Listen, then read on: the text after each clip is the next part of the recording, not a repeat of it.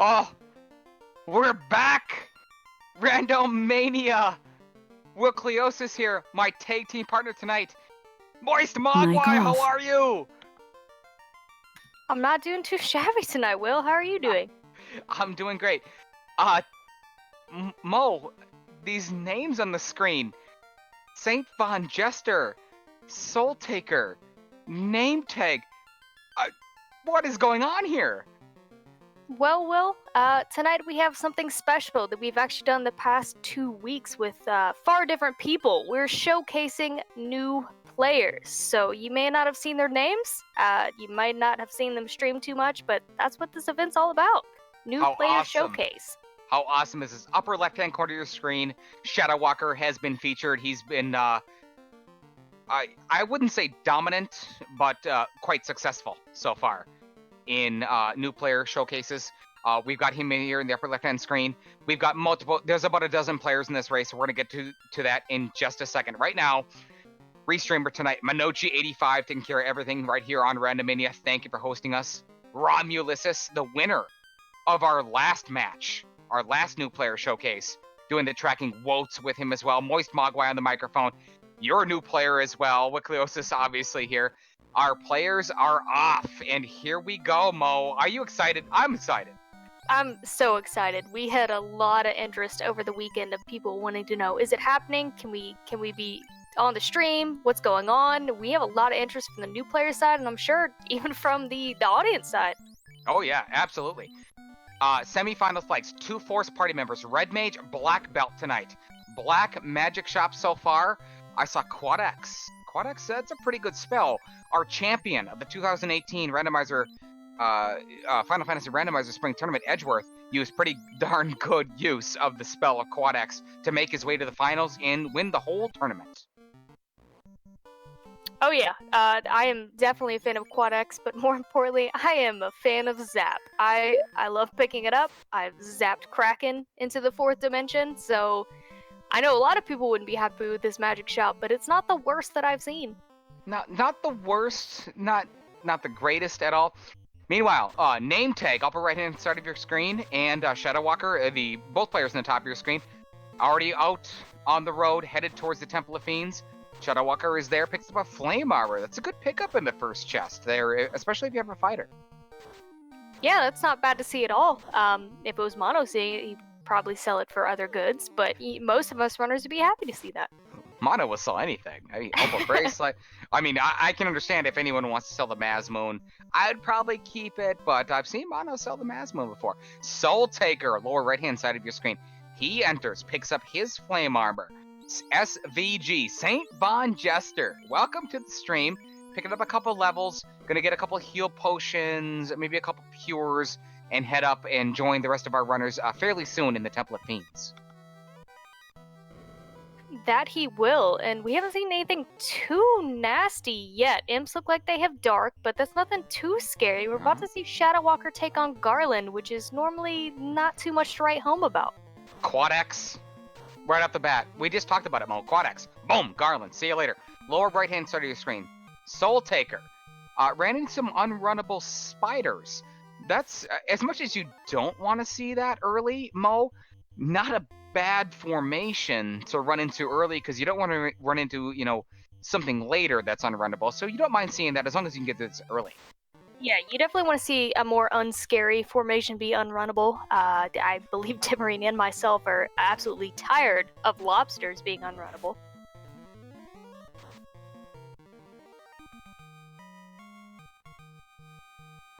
In just a moment, fans, we will update you on all the off-stream runners. We'll give you a list, and everyone else who's playing this. Once again, Mo, you're usually involved in these races. You've played in every one of them. We've been doing this for 6 weeks now, and we're getting a dozen people each and every time, and people who want to play this game. Everyone's finishing this, and they love it. These are players who didn't get a chance to enter the tournament.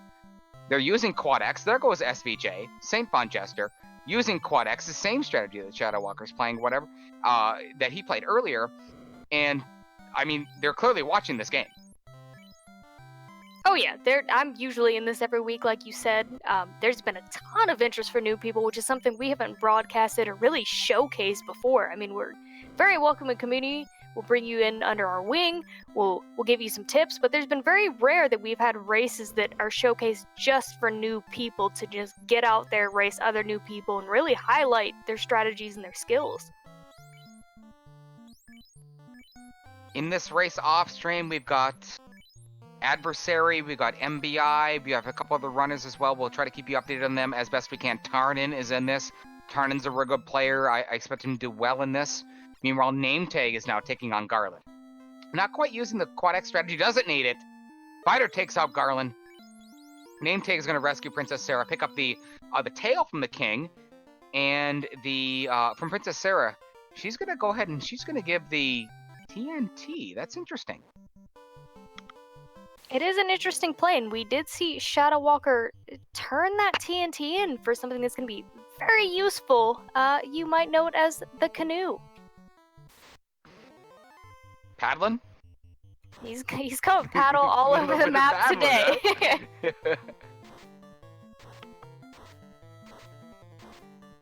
We see St. Von Jester not too far behind Shadow there.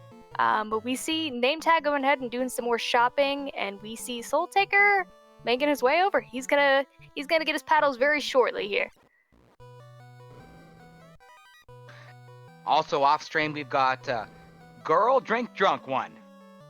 We don't have an update quite on this individual stream. I can't quite see it at this point, but we'll try to keep you updated as best it is that we can. Meanwhile, SVJ, lower left-hand side of your screen, taking care of the headed south with that canoe that you just talked about, Mo. A little bit south more. Entering Elfland is Shadow Walker with an early lead, and we kind of expected this, Mo. Shadow Walker is pretty experienced with this new player race, and we might not even see him anymore here in the what everyone likes to call the newbie race, and he's doing quite well already off to a big lead in Elfland. Yeah, Shadow Walker is a new player, but he is a force to be reckoned with. He is a great player, really knows his strategy, is really great at routing based on what he's given. I can't imagine we'll see him here too much longer in the new player race, but he is absolutely a new player. He's just an absolute joy to watch play.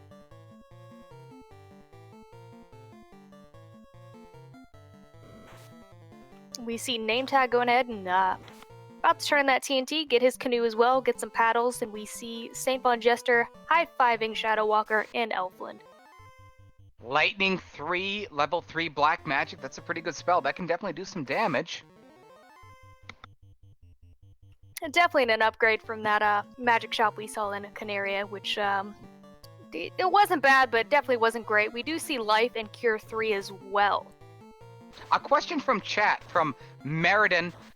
Hey Mo, if a newbie does something great, is it a novice move? I believe we can go ahead and coin that term, since Wilkliosis is the veteran move. If we see a good newbie move, yeah, it'll be a novice move. I like that. Soul Taker heading south. Picked up his canoe, heading south. Where is SVJ going? What is SVJ doing down here? Burning off encounters? I'm not quite sure. Gets ambushed by wolves. It's a good reset point. He may be trying to burn off encounters, but he also might be able to trying to get a couple levels before he paddles that canoe further east, which I can understand. Quad X being used by Shadow Walker, taking out 2 Hydras. I really like fighting the Hydras in the river system if you're going through the river system and you're forced to do that. I learned that actually from our restreamer tonight at Munchie85. He said, forget the piranhas, the ochos, take out the Hydras. Their HP isn't the greatest, and you can usually whack them down. And actually, here you go, right here.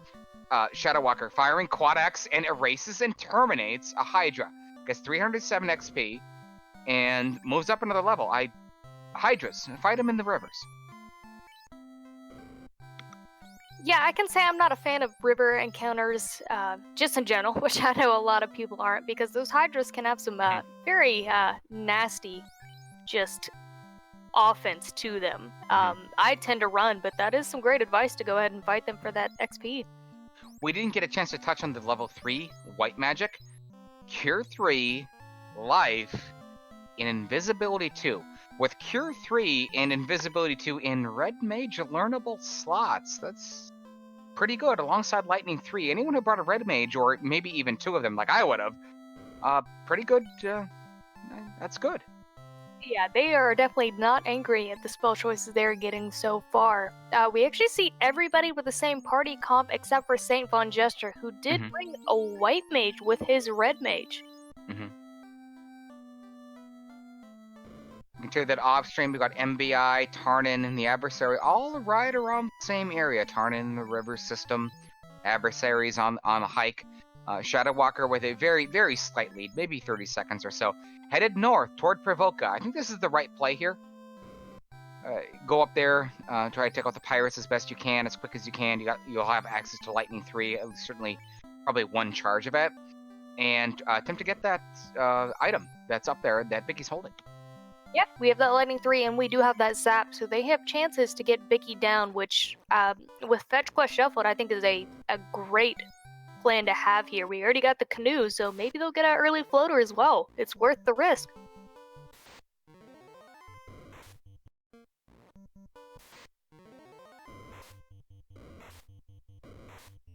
And did anyone catch Mo, the Circle of Sages? What item did they give? It looks like it was probably the Adamant. It would have to be, I believe, the Adamant, yeah, because we had the tail come from King, we got the canoe from turning in the TNT to Narek, so it would be the Adamant we just got from the Sages, and I'm not sure what they're doing with that.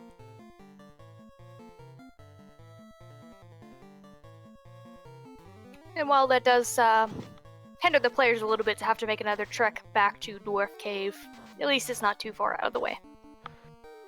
Mo, the Forced, we have 2 Forced. We're doing the semi-final flags. When you get a black belt Forced in this type of scenario, in this type of flag set, are you a fan of the black belt? Look at Shadow Walker in the upper left-hand corner. I believe we have another player as well.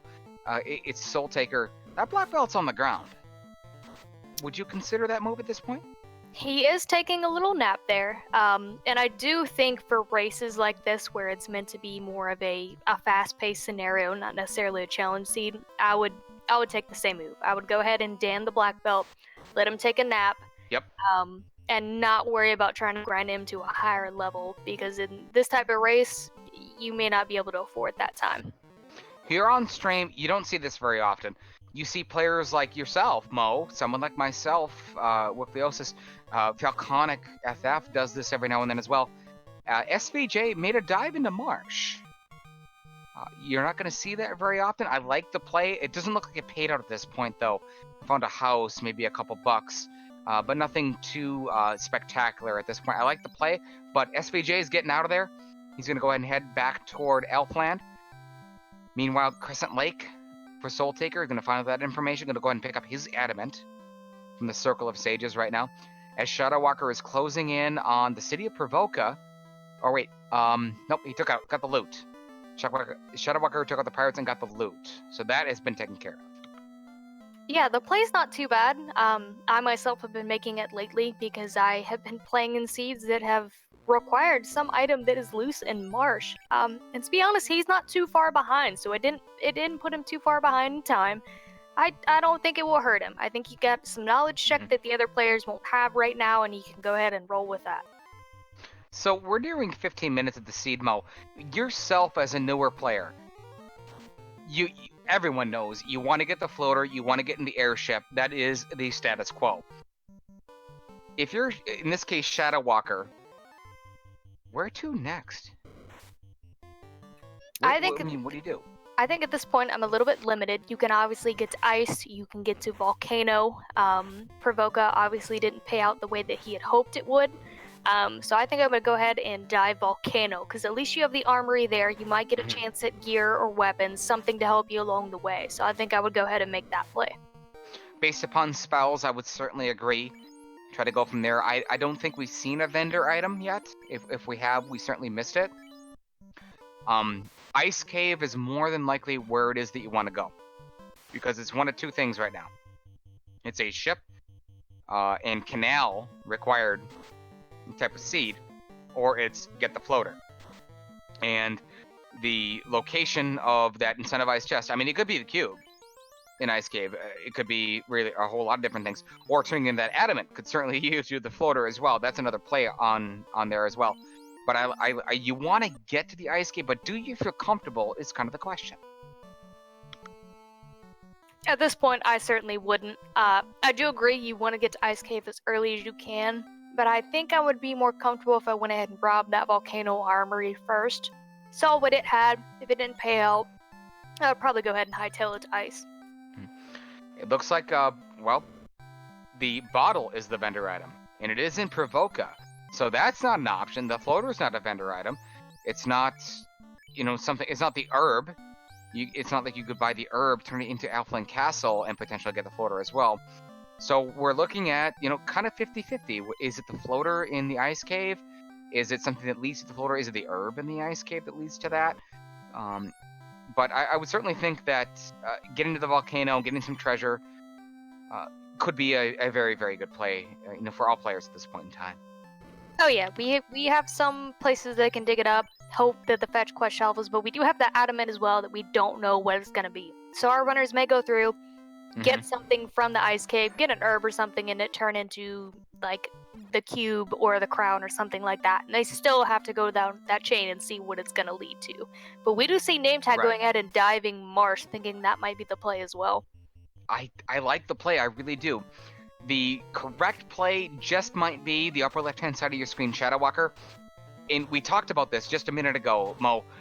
The Ice Cave has the incentivized item. Odds are good that floater is there. Odds are just as good that turning in the animate gives you the floater, or the herb but leads to the floater.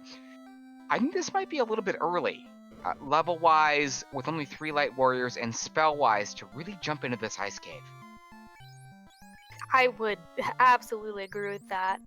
I've gotten decimated in Ice Cave countless times, and sometimes the safer play is to just make it through Volcano, maybe get some knowledge, know which chests you need. For the Ice Cave, you have to dive quite deeper for that knowledge, especially without exit or warp. It makes it the much more dangerous play. I don't like it, but it could pay out here and be a smart move, but he also does have to get those items out. Bottom left-hand side of your screen, SVJ, look at the HP on Jester's Light Warriors. 50, 60, maybe a 70. Has made the play for the volcano. I think this is the right play. There's a ribbon. Gets paid off with a ribbon already in the armory area. I like this play. I think it's early. Jester is level 5. But if you can get out of here and raid it, get the information, I think this is a very, very sound play. I'd like to get more levels, but I like what SVJ is doing. Yeah, I like the knowledge check. He did just find a ribbon, and though he is low level, he may or may not choose to get he just found the chime as well. This is a great knowledge check, so even if he can't dig this out, he's going to see these chests, see what they are, take them out. If he can, if not, he knows which chest to go straight towards because he knows what's in them. So the chime has been located. That's our first, I believe. First of 4 loose items. The chime has been located in the volcano area. SVJ, lower left-hand side of your screen, is the first to locate it, and he's leaving. I love this play. Get out there and save. Does he have houses? Save up, get some more charges. What is he going to do? He's going to use, let's see. House. Saves the charge. He's going to leave. Okay. I think he knows he's lower level and was just going, hoping maybe he would find something that would let him explore the map a little bit better there. But I think that was a great play. He has the chime now. He has a ribbon, which none of the other players currently have, which is a great advantage. But he knows he's low level, doesn't want to push it, doesn't want to lose it. Yep. Off-stream runners, we've got Tarnin, MBI, and the adversary. They're all kind of around the Provoca area. They're all in the river system, trying to make essentially the same decision that our featured runners are trying to make right now. Do I go to the volcano? Do I go and turn in the adamant? No player has, to my knowledge, gone in and turned in the adamant, which would be, Mo, that'd be the first thing that I do. I would head directly to the Dwarf Cave, take some fights along the way, stop at Alflin, save up, buy a house, because that could mean everything. That's what I would do.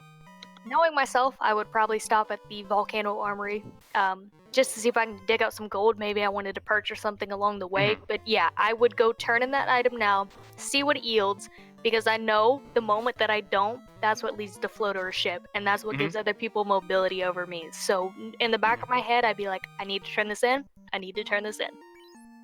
Name tag in the upper right hand side of your screen. I've taken some fights inside of Elfland. I'm not sure quite the strategy at this point in time, but we'll see where it is that goes. Remember, this is people are calling this newbie races. It's a new player race. These are players that we've been featuring for the last essentially 6 weeks that have joined the community, want to play. They have the controller in their hands, and they want to dance, and we're going to give them a stage to dance on, because that's what we do here in our community. And they didn't get a chance to join the 2018 tournament, and I got a feeling they're going to join the next tournament, and this tournament's going to be big, and I think these players are going to cause a whole bunch of trouble. They're going to be beating me, I guarantee. There is definitely a lot of interest, and I think we're all patiently, and I use patiently very loosely, awaiting this next tournament. We have a lot more faces than we did for our spring tournament, and I think a lot of people are ready to get in there, ready to show their name, ready to do some races, and just really get out there. So it's going to be a great time, but these newbie races are definitely getting them out there, getting them experience with SRL. It's just a great time for everybody. Yeah, essentially setting it up, and Mo, you've heard me talk, forever, and I mean it when I say it. This community is just the greatest, and you're gonna have a stage. You're gonna get it. We have off-stream players. I'm gonna tell you, if you're off-stream, if you want to be on a stage, we will get you that. Success is gonna matter, certainly, but no matter what, you have my word, certainly, that we're gonna get you out there, and we're gonna have a good time, no matter what. Soul Taker on the lower right-hand side of your screen picks up his chime from the Volcano Armory, a similar play from SVJ, and I like it. Now, Soul Taker, I would certainly think, is going to try to leave. Gets 4 Peds. Do you try to take this fight, Mo? Do you try to get that experience? At this level, you want it. But I've seen Peds have some very nasty high health and evade, so I probably would, but it's also a risky move. What if you have Zap? I heard you like Zap, Mo. Oh, I love Zap, and I will Zap anything I can into the 4th dimension. And like I said, I would try. It's probably not the best move, but I would absolutely try just because it's great XP, hence why they're called XPs. And that definitely helps low level. Oh, and we just got the floater in the Ice Cave eye chest. So Shadow Walker already having the advantage. It looks like Safe on Jester is maybe gonna make the trek to turn in that adamant, do some shopping, but Shadow Walker's got the advantage right now. He has mobility. I can't blame anyone in this scene based upon the spells not wanting to go to Ice Cave. I like the plays from not. Yeah, I like the plays from Soul Taker. I love the play from SVJ on the same wavelength. I wouldn't have done what Shadow Walker did. I think it was gutsy, and if he can get out of here with it, good on him. And he's got a big lead, and we expected this. Shadow Walker's a little bit more advanced than the newbie name tag that everyone has here, essentially.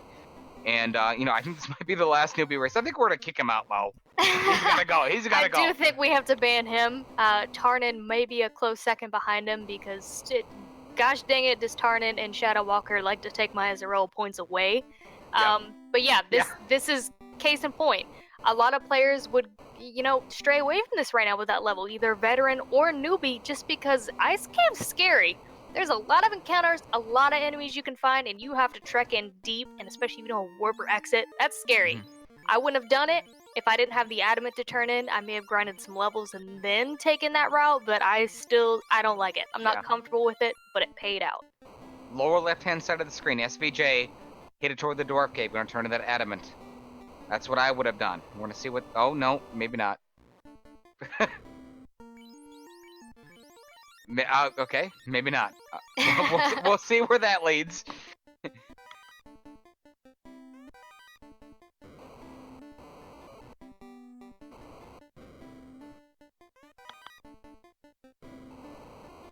Soul Taker's going deeper into the Gugu Volcano. 3 Light Warriors, HP is okay. I don't You got Quad X. There's a Quad X and an Agama. This makes me a little bit nervous. We're at around level 12. I like the number level 12, Mo. I get really nervous about this dive because you don't want to lose that time in a race that has a dozen people in it. I have to agree there. This isn't to say that I've never done this. I actually do it quite often and try and punch carry very low. But it doesn't always pay out. They do have life that I do believe he picked up on his red mage, but you're low on heal items, you're low on, softs and pures if that happens to be an issue here, and luckily the Agams weren't too feisty today, but he's going deep. Hopefully it pays out for him, because this is a lot of time to spend in here.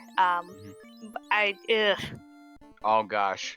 Speaking of a lot of time to spend, name tag just reset out of pretty deep in the volcano. And he's gonna reassess the situation right now.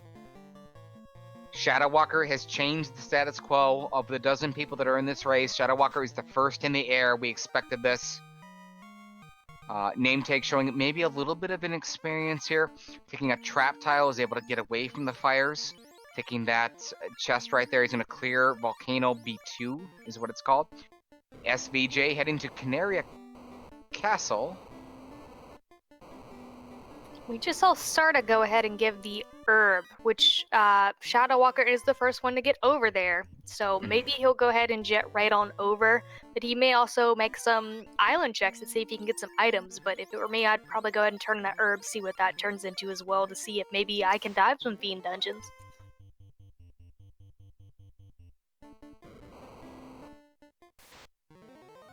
We see name tag take a small pause there and stare at the volcano, which I think we all do.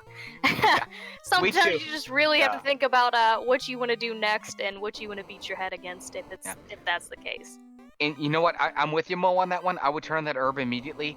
I want the class upgrade. I want to be able to equip the Opal Gauntlet.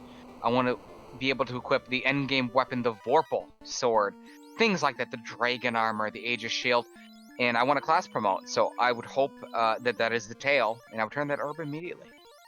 Yeah, and you really don't lose that much time jetting over from Sarda to Elfland Castle, especially with the floater. It's not like you're trekking all over the place by foot. So yeah, I would go ahead and make that play, see if it pays out, and then make my strategy from there. But I like to turn in the items as soon as I can so I know what exactly I'm dealing with.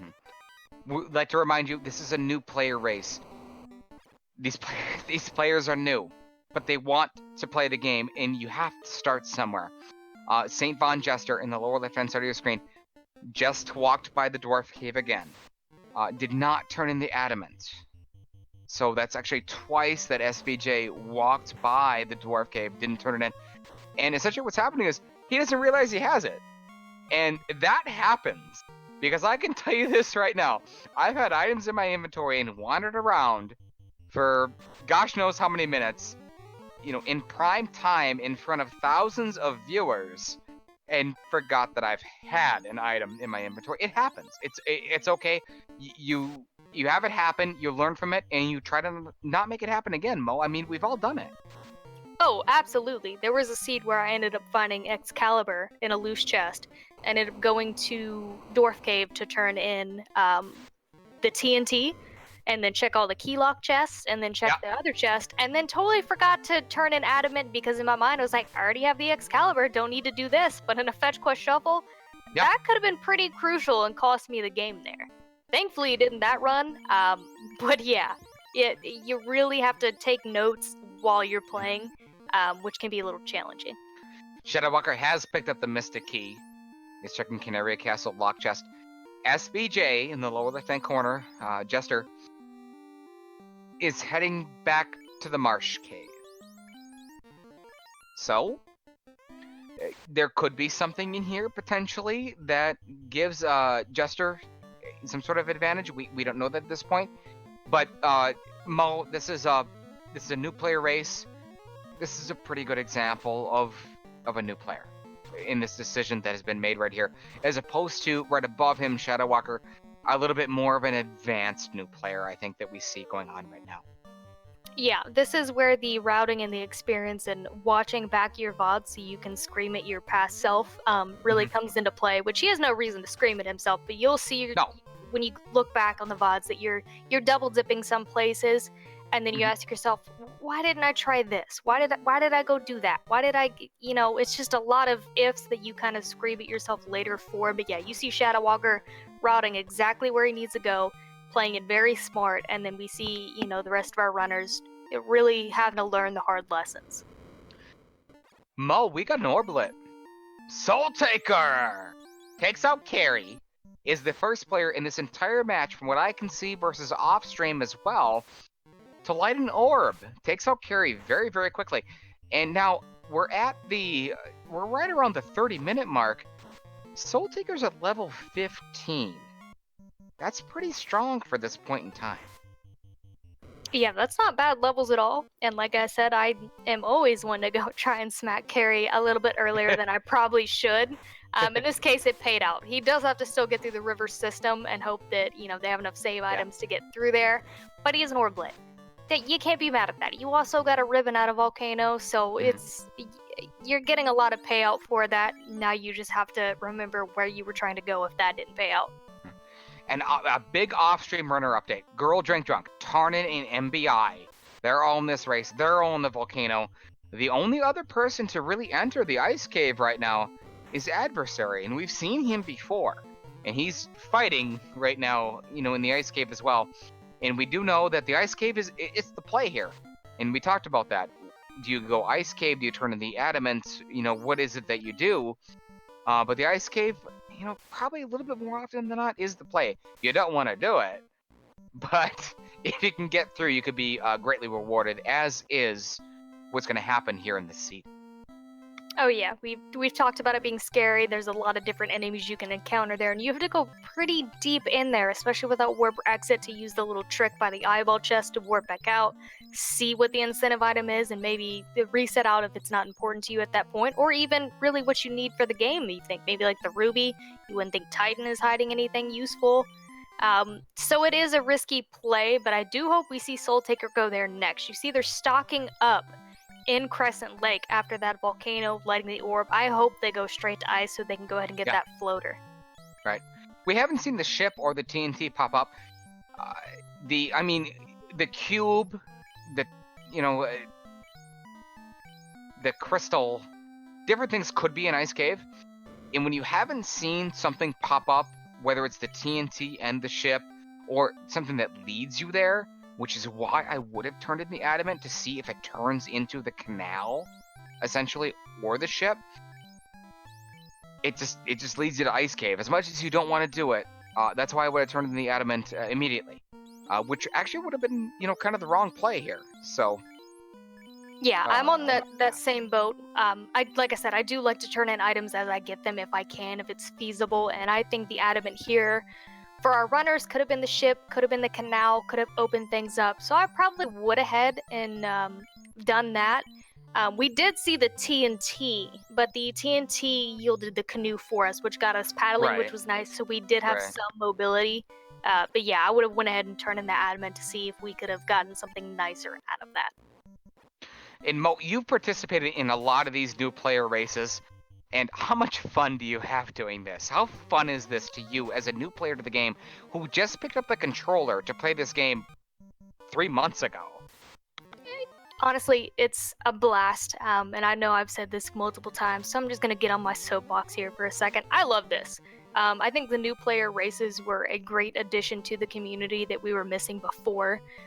Because it's nice to get in there with other people who may make, inexperienced routing decisions like yourself, or not know which magic you can necessarily use on certain enemies. So it's great that you can go in and make mistakes with people that are in the same class as you and have people commentate your VODs where you can go back and watch. And it's not just you yourself being critical on your VOD, but you can see very experienced veterans go, well, they should have done this, or, they could have done this, or this is why that didn't work. I think it's a really great learning tool for our people without being too invasive or condescending towards themselves. Yes. And I love it. I can't tell you how many times I watched something back and why did I do that? I Oh, knew the yeah. encounter table, and I forgot the cube or the floater and the loot. The countless times that I have not used exit, as Nitz kindly pointed out, as my little token exit spell that I just sat on the shelf as a novelty. But it helps me learn, because when we do commentate these, obviously we want to be a little bit critical so that they know, what they can do next time. But it's not to be mean or ill feeling in any way. It's all a learning experience, and it's great.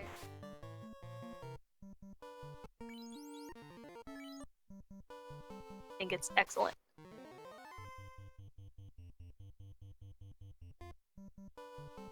Now we do see Shadow Walker here fighting a couple Tyros tonight, so obviously Tyros aren't friend for him.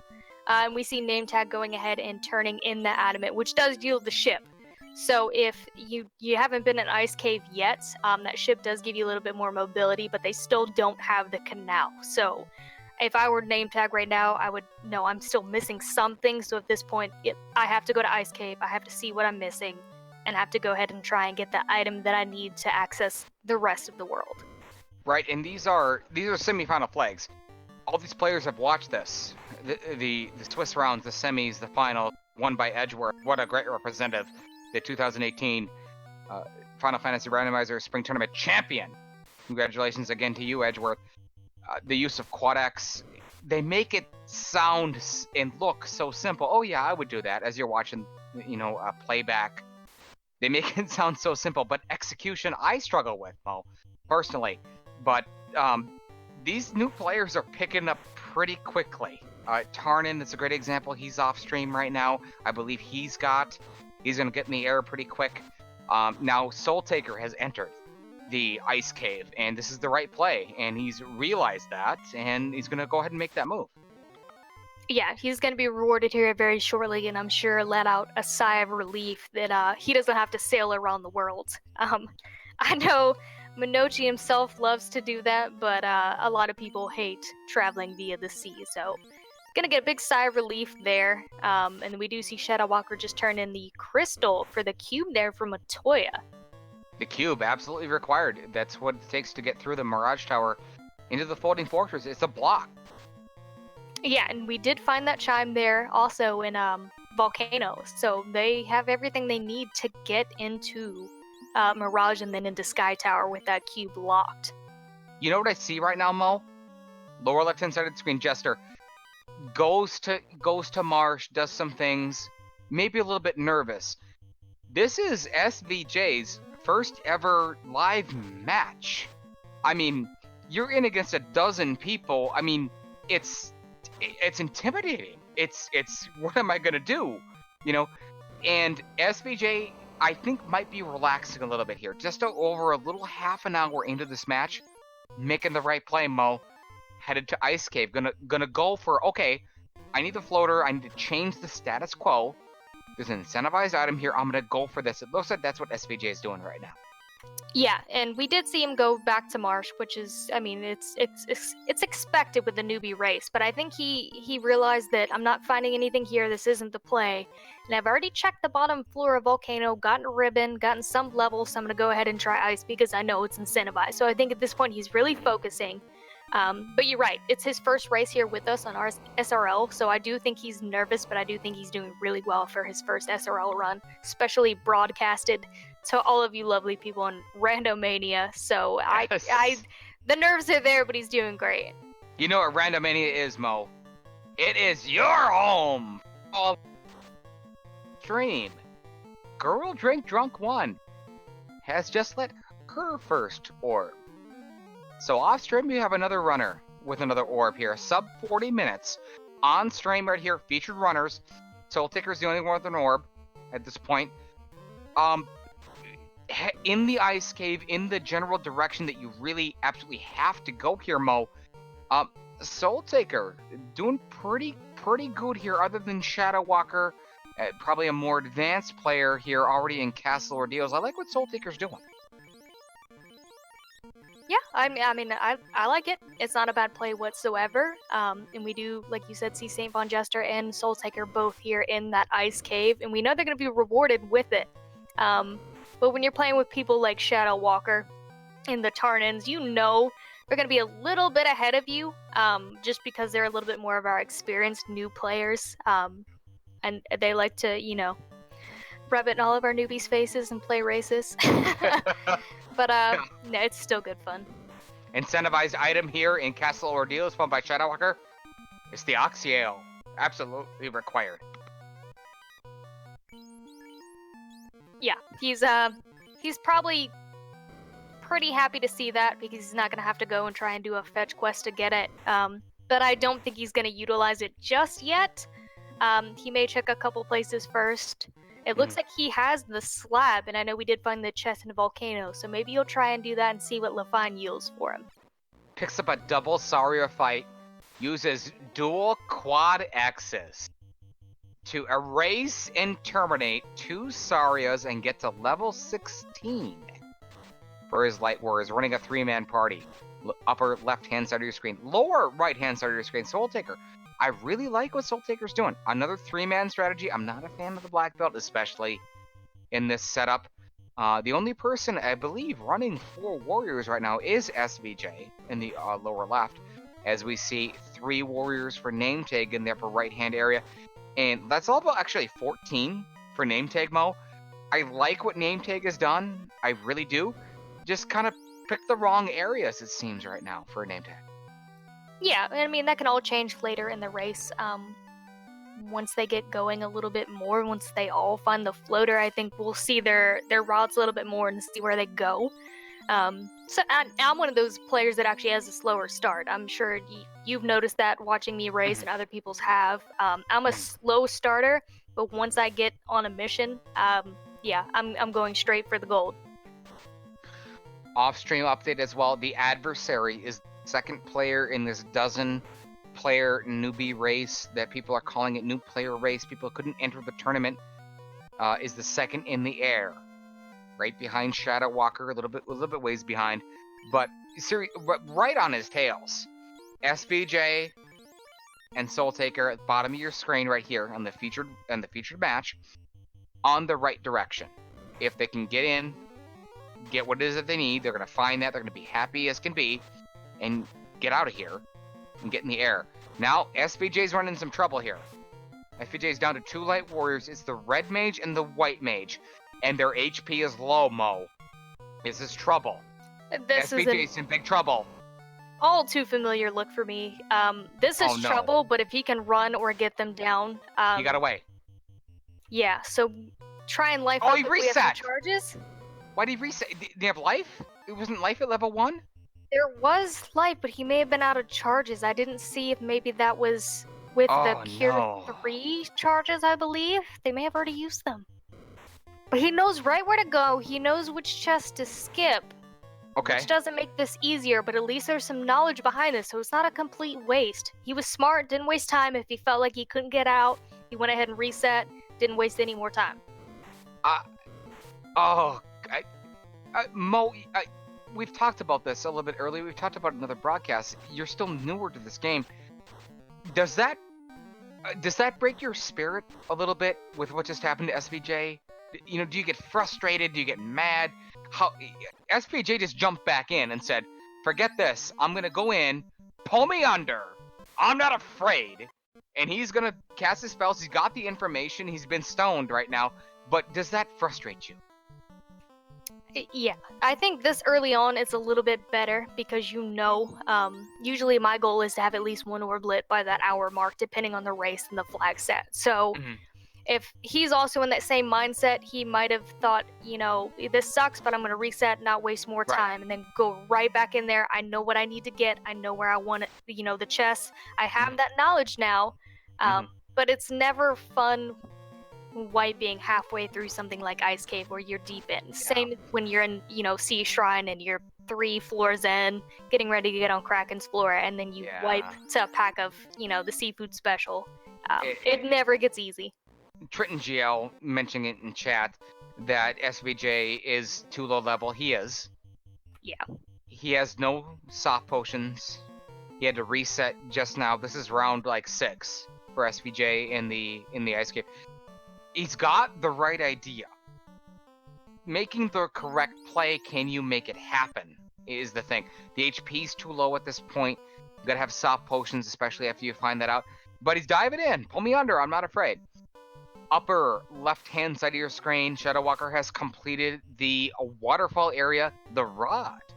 The King rod, and robot. the crown, and the Vorpal just came out of that for Shadow. That's a great find. He can now turn in the crown, see what that yields. He has the rod if he chooses to do Earth Cave, and our favorite sword to go along with that tail that we had, the mighty Vorpal. It is.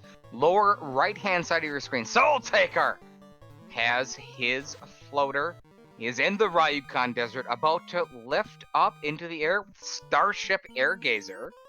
Very, very well done, the third player in this dozen-player, new player match to jump up in the air. Probably has no idea what good shape he's in. If you get the airship at 45 minutes, Mo, are you feeling comfortable at all? No. If I'm getting the floater that late, I'm already assuming in my mind that 6 other people are ahead of me. So at that point, I may start skipping chests that I don't think are going to pay out, which could create a whole other issue. But no, I'm not comfortable right now. Now, he is, in a great place, but he doesn't know that. It's a fantastic place. Absolutely fantastic. SVJ has made it through, nearing the end of the ice cape. Can SVJ make this happen at this low a level with that low HP, at essentially no armor? Gutsy play, I admire it. Unrunnable wizards are not going to help. Ooh, yeah, that's not what you want to see, but hopefully he can pull this out. But I gotta think, if this were me and I wiped this again, I may go and try and maybe grind some XPs outside of Crescent Lake or something just to get me some levels, because I know where I need to go. I just know I'm not tough enough or a high enough level to get there. But he knows something's in ice that he needs. He's going for it. He knows what you can feel it. I played matches in prime time against incredible players. I remember playing a match against Edgeworth, the eventual champion, and Mo, I knew I was outmatched. I knew I was going to be beat, and you have nothing to lose. Go for it. Be intelligent about it, certainly, as best you can, but let's have fun. Let's go with it. And the common thing is, and again, we've said this a million times, we all love this game, and that's what it is that brings us here, and it is the community. So, go for it. You only live once, right? You never know what's going to happen tomorrow, right? You could have imps with nuke. Never know. Yeah, with all the seeds I've played, you really never do know. And I'm all for going for levels, but I mean, he's playing it smart. He knows what he needs to progress is in here. So he's just really trying to dig that out and, get it. But he also has to make this walk here again once he gets the item that he doesn't know is there yet, but it's the floater. So maybe he'll grind the eye a little bit, have some more health and levels to get out of here. I think I might do that. If I saw the eye didn't have anything nasty, I'd go ahead and get my levels here. SVJ picks up the Bane Sword, moves some things around, gets to level 8. You don't feel comfortable at level 8 at 48 minutes to any match whatsoever. And SVJ's doing it. You just said it, Mo. He's taking another fight with the eye. He feels comfortable with the eye. He sees low HP. He feels there's another quad X. You just gotta make sure you can get out of here. Yeah, I mean, he does have some spell charges, which is great. He does have the Bane Sword, so we can go ahead and try and use that in lieu of the spell charges if he runs out. But I think I would take 2 or 3 of those fights just to get some levels, to get some health, to get out. We'd like to thank Romulus, the winner of our last new player match, jumping in, helping us out here on broadcast, wants to be part of the community, wants to give back. Thank you very much. Alerting us, Mo, that the Power Gauntlet has been located, and it's free. It's in the Cardia Islands. It is free, and I love free will. I love to see the power bulk, and I love to see the white shirt. That tells me Topher will be more manageable, even if I don't find ribbons. I love those 2 items together, especially when I have a knight or a higher black belt, which in this case we probably won't see, but we will see those stronger knights. We have the Vorpal, we have the tail. If I can power bonk that and white shirt it, I'm all good, Will. Soul Taker has the Mystic Key, done the fetch quest, taking care of that, starting to raid Elfland Castle. Name tag, upper right-hand side of your screen. Looks like gonna completely clear the volcano. You know, I can't think of many times I don't completely clear the volcano based upon encounter rate, spells, and how easy it is. There aren't many reasons I can ever think to, just kind of blow through it. Yeah, I think maybe once I may have, but to be quite honest, this early on, it's probably one of the first Fiend dungeons you're actually going through. There's quite a bit of chests that aren't too hard to get to. You can manipulate on those lava tiles so you're not taking unwanted encounters. Yeah, 98% of the time I go ahead and full clear volcano, unless for some reason I came back to it and, had all the items I already needed and I just breezed through it. Level 17 for name tag. Just took out an Agama with Quad X. I've got to think that Quad X is really picking up some steam. We've talked about it a few times in Edgeworth, the masterful use of Quad X from Edgeworth to, I don't want to say carry him, but assist in his tool bag to the title this summer here of Final Fantasy Randomizer Champion. I think people are taking note of that, and I can see why. I think it's great. I think Quad X has been one of those spells, at least from what I've seen, that people don't take or grab like Expert, which can come in handy depending on, the situations you need it in and what you need to land. I take Quad X if it's there. I know for our runners, that was really one of the slim pickings they had, but Zap and Quad X, yeah, I'd take those both any day. Stop. This is interesting. Upper right-hand side of your screen. Name tag is taking on Carry. Trying to light his first orb. Fire, stop. Carry is susceptible to status attacks. Confuse, stop, hold. Carry fired with Fire 2 in the beginning. Got a freebie on the next round. The name tag's attacks are not doing very well. Ice 3, not going to happen. The physical attack is good. Let's see how name tag does this now. You can see him thinking just a little bit. He's going to use the Bane Sword. I don't know about the effectivity of that, because the Bane Sword is ineffective. There's another Ice 3 from Name Tag. It's only going to get 57 damage. There's a Lightning 3 for 30. There's Blaze from Carry. This is trouble. Mo. Name Tag's got to move around a little bit. I like the stop move. I like the slight pause, thinking, saying, what am I going to do next? How can I get out of here with what I have and also get an orb out of it? Name Tag's down to 2 warriors. Name Tag's got to attack. This is when you have to realize, fire Quad X. There's no Quad X from Name Tag here. There's the Ice 3. Name Tag must adjust right now. There's Fire 2. He's not in trouble yet, but go with Quad X. Hold paralyzes the Light Warrior. Can Name Tag adjust and hit Quad X right now? He does not. Name Tag fires Ice 3 for 38 damage. It's the new player race, fans. Quad X is the play right here. There's another Ice 3 trying to whittle Carry down. 66 damage is not going to get it done. Quad X is the play here, Mo. It absolutely is, and I've made this same exact error when I did confuse Carry, but I never threw out Quad X that I had, and I've Quad learned X from that lesson. He's out of them now. He fired Fire 1, now he realized Quad X is going to attack. He got her! Oh, he got her! Name Tag takes down Carry! Why? Oh, down goes Carry! It's gotta feel so good. Oh, I know he was panicking there for a second. That has to feel absolutely great to make it out of there with that orb, but wow. Whew. Mo, we've talked about this. You're a newer player to this game. You shouldn't have gotten through there, Mo. You do get through there. Do you learn from something like that? Do you never do that again? Do you learn the value of Quad X and that situational thing here if you're Name Tag? Yes, he's gonna watch this back and see that he had Quad X that he could have used that could have gotten him out of that situation sooner and probably safer. Which I do think they'll learn from, but also you gotta feel really good that you got out of there, and you just need to make it to Crescent Lake now and res the rest of your Light Warriors, because it was by the skin of your nose, but you made it, and that's what counts. Yeah, get there and make it done. Shadow Walker is roaming through the and Shadow Walker has, I believe, taken out the mermaids, checked out the ladies, see what they had.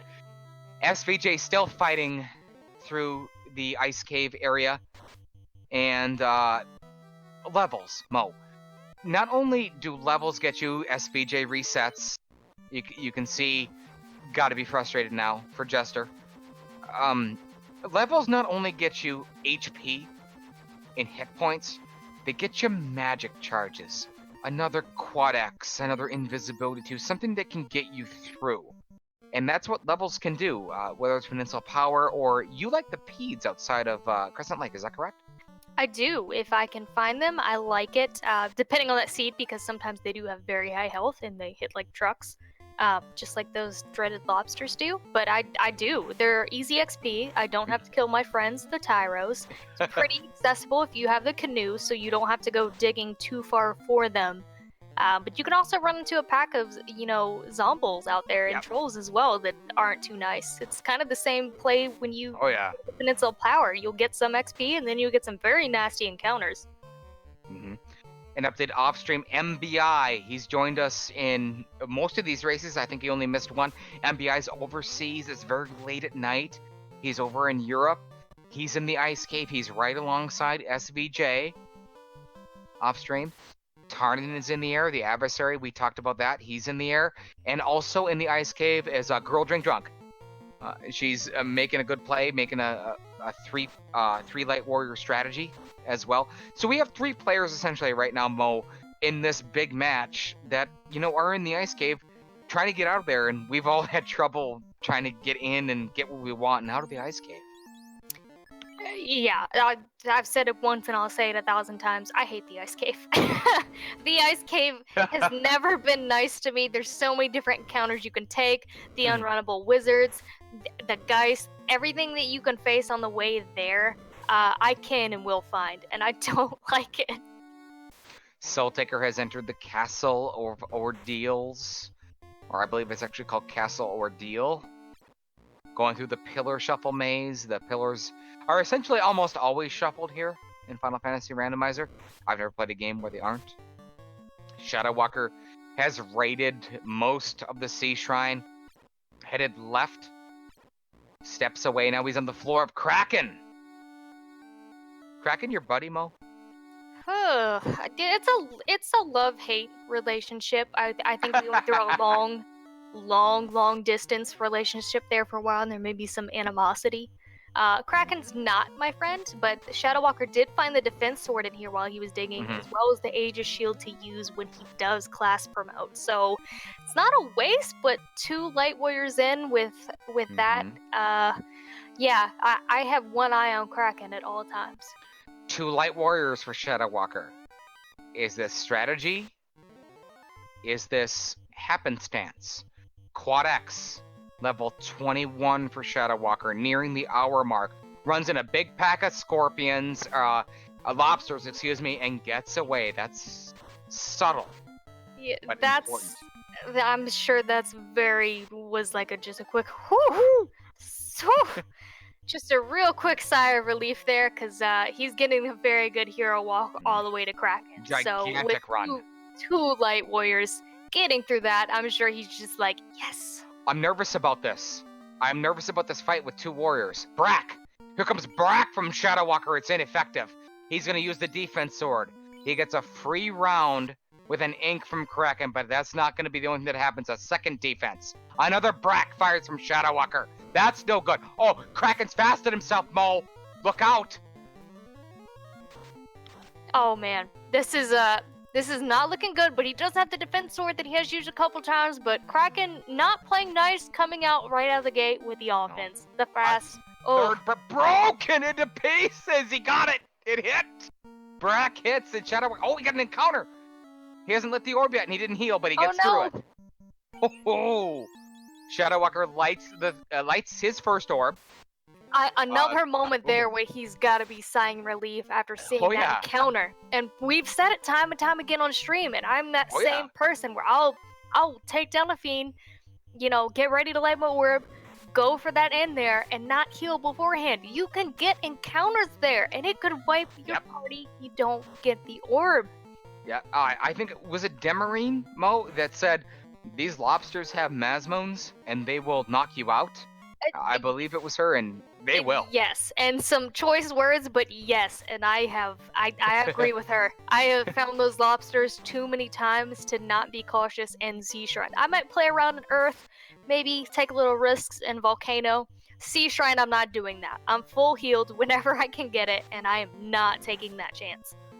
SVJ continues to dive the ice cave, continues to fight, will not give up, has the floater.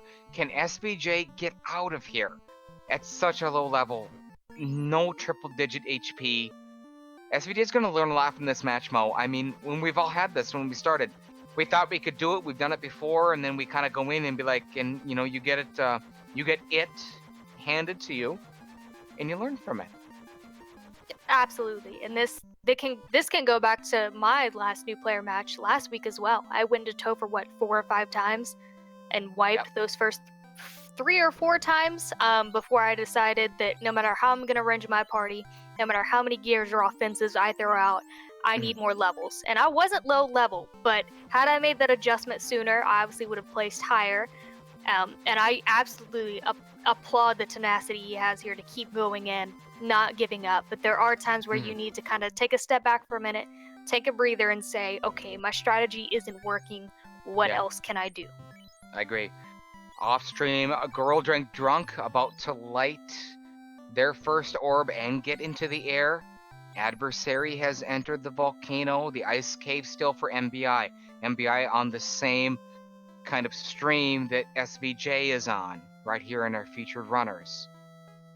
Soul Taker has entered Gaia. Gonna recheck the level 8 shops. Gonna get some information here, Mo. I like this play. Yeah, he can definitely find a spell here that he may want later game. He's just gonna go ahead and get the information for it. Maybe he'll find that Fade. Maybe he'll find that Life 2. Yeah. And not only can you find that potentially that you may need later in like a worst case scenario, it's potential that you could find out what he might not get as well. So it's kind of a double-edged sword. It is, and it hurts to find something that you want that you may not get. But if Topher ends up being nasty and you can go shop beforehand, if you end up getting the levels you need to use that, that's great information because the other runners will have to go dig for that some more, or just think it's not possible. Right. We're nearing the hour mark now. Semi-final flags, a little bit more juice. About a dozen players in this matchup. Newer players. The most experienced definitely being Shadow Walker. He is featured here tonight. Upper left-hand side of your screen. Off-stream Tarnan, probably the most experienced as well. Well, I don't know if we'll see them again here in the new player races, but we'll certainly work on that. Maybe bring Shadow Walker in to work with us like Mo tonight. Maybe get Mo back in there as well, get a good new player perspective. And these are players that couldn't enter the tournament. They're playing these tournament flags. It's what they've watched, and we're happy to bring it to you right here on Randomania. Thank you to Minochi85 taking care of all the restreaming tonight. And that's Wote. Is that Wote in there? I see you, Wote. Double high fives. All the work that Wote does. Fans, you probably don't know this, but Mo, the work that Wote does in the community. Wow. Absolute backbreaking. That man was on death's bed the other day. Sick. Was still pinging commentary to get some races filled, and the very next day was doing commentary, which may have given us our very next favorite soundboard, which I won't mention here. But he's an absolute gem to have in the community. He never stops working, and he does it all positively, which is, a very great feature to have. We thank you, Wote, for everything that it is that you do, team player, and a wonderful, wonderful individual as well, Mo, as is yourself. So thank you for joining me tonight. And just last night, Mo, we got our first call together. It was some sort of game called Cooperative Mode. That's pretty good. It was a fun time. I don't think I got enough sleep after it, but if you guys haven't seen it, we were over on the Speed Gaming to showcase our co-op mode where 2 people or more, but last night it was a 2v2 team mode where people could play with each other and share key items. If that sounds fun to you, obviously go watch that VOD. We do have a lot of information over on our Final Fantasy Randomizer website. Meridian BC, who the proprietor, the brains behind all of us monkeys, who I love to call Marriott BC, has made it all happen, answered a lot of questions for us last night that Will and myself just couldn't do. from Yeah, the technical aspect, no but it was clue. a great time. If you haven't seen it, go back and watch it. We played 3 seeds back to back to kind of showcase, different intricacies that you can do with it. It has a wider spectrum than what we showcased last night, but we just kind of wanted to give you all a taste to see if you were interested. Pretty good taste, and thank you again, Meridian, for joining us. Not even just joining us, facilitating it and making it happen. We do see Shadow Walker finally making his way to Volcano, clearing out that armory, getting that ribbon, which I'm sure he's happy to see, but he is a higher level, so he's probably, not too excited, but definitely knows it's going to come into play later in the game. We see Name Tag going ahead and clearing out the islands. St. Von Jester did make it out of the ice cave with that floater, so I believe maybe he just got out of the ice cave. He's still sailing that ship. Yeah, he's got the floater, but it's not being turned in. All right, maybe he just wanted to take the Light Warriors on a little bit of a field trip. Maybe he didn't know the quickest route was from where he was at. Maybe he wants to go the land route here, underneath Crescent Lake instead of taking, the canal. That happens. I believe Falconic actually prefers that route. He hates the canal if he can avoid it. SVJ has figured it out. SVJ has taken the route. You can kind of see it, Mo. SVJ, goes to Marsh Cave. This is SVJ's first match. This is what we're presenting to you fans tonight. These are players that you're going to see again. They're going to be beating me in a week. Trust me. Trust me, they are. And you learn. And this is how you learn. I've done this. I've forgotten I had the floater. I had a match in round 1 of the 2018 spring tournament against Zardia, of all people. And I forgot the floater was in my inventory. I started sailing around, went for a cruise, went to the sites, and really had a really rough time because it was in my inventory and I didn't realize I had it. It happens. Forgetting to get the mystic key happens. Translating the slab, it does. And you learn from it and you grow. Will, I've made the mistake of playing matches before my actual SRL race, and actually searched for the loot for 20 minutes that I already had in my inventory. But I might know what happened with St. Von Jester. I don't know if Crescent Lake had soft potions for sale in the item shop, and he did have a Light Warrior that was stoned, and maybe he thought that took precedence over going south. I don't know what the shops look like regarding that, but that may have been what happened there. Maybe he knew he had to get his party member up so it wasn't missing out of XP, but, you would have gotten there a lot faster with that airship. Off stream, we have our first runner. Its adversary has entered the Mirage Tower that I've seen. Our leader at this point, we do believe, is Shadow Walker in the upper left-hand corner of your screen. You can see all that tracker. Woad has lit up all that stuff for Shadow Walker, all the NPCs, the weapons. He's got a Masmone. He's got that beautiful, beautiful blue sword, Mo. That's an option for Shadow Walker. Should he class change with the tail? Yeah, I think if he's not utilizing that black belt, go ahead and class change, because you're not missing out on anything if you're not utilizing that black belt. You're going to go ahead and class change, get some access to magic that you may want, and, use that gear and that sword that you picked up, and you have your airship, so it's not too far out of the way. Tyrannex in chat saying he just got done walking his hamsters. Can he get a recap? Do you want to take this? Walking his hamsters. Or would you like me to? Let's go ahead and tag team this, Mo. Right in the beginning, the king of Canary Castle, gave the tail. The princess, after she was rescued from taking out Garland, gave the TNT. The TNT, certainly the canoe, that opened up the inner area as well. If you got to Crescent Lake and the Sages, they gave the adamant. The chime is the only loose item that I have in my notes at this point in time. Mo? Whew, my notes are a little bit sporadic. We did get the Oxio from Ordeals. Vicky did give us the loot. Floater was in the eyeball chest of ice, and I don't believe we got any other incentives out of there. Ship came from turning in the TNT over to the dwarfs with us. The rod was found in Waterfall, which I do think was a chest item. It was either that or Crown, but Crown and Rod were both found in Waterfall. Latoya was hiding the cube. And yeah, I think that's about it, other than some gear here or there. I think I missed where key came from, but for the most part, it's been mostly gear and then just random fetches. Name Tech has entered the Castle of Ordeals right now. Soul Taker attempting to maneuver through the Sea Shrine. Shadowwalker looking to light his second orb, taking on the Fiend of Fire, Carry. This is how you take on carry mode. Look at the HP. There's a Quad X that's a little early. Oh, not early. No, what do I know? Nope.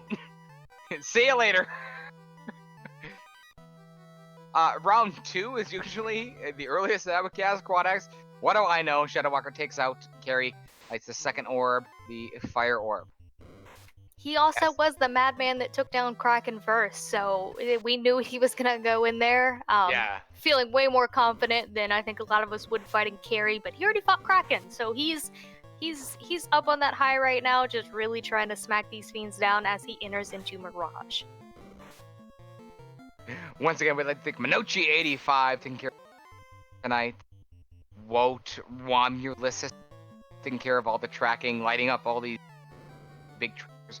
I believe it was BGT, Bent Glass Tube, that made the tracker for this. If it's not, my apologies, but I know BGT has certainly done a lot of work. Moist Mogwai, member of Team Vorpal. My name is Wookleosis, and thank you, fans, for bringing us into your home tonight on this beautiful, beautiful mid-August summer evening. It is it's great to be here, Mo. It's certainly a pleasure to work with you. It was great working with the co-op race that we talked about. I think we need to get some more of that out there. Absolutely. If we don't showcase that again soon, myself or Falconic may explode, because we both love that game mode.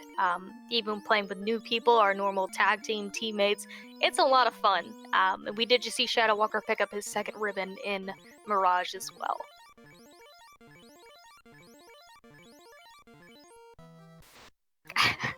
We have a special guest throwing a shoe at you in chat, Will. Oh, and that's where the key is from. We did get the key from the prince, waking him up with that herb.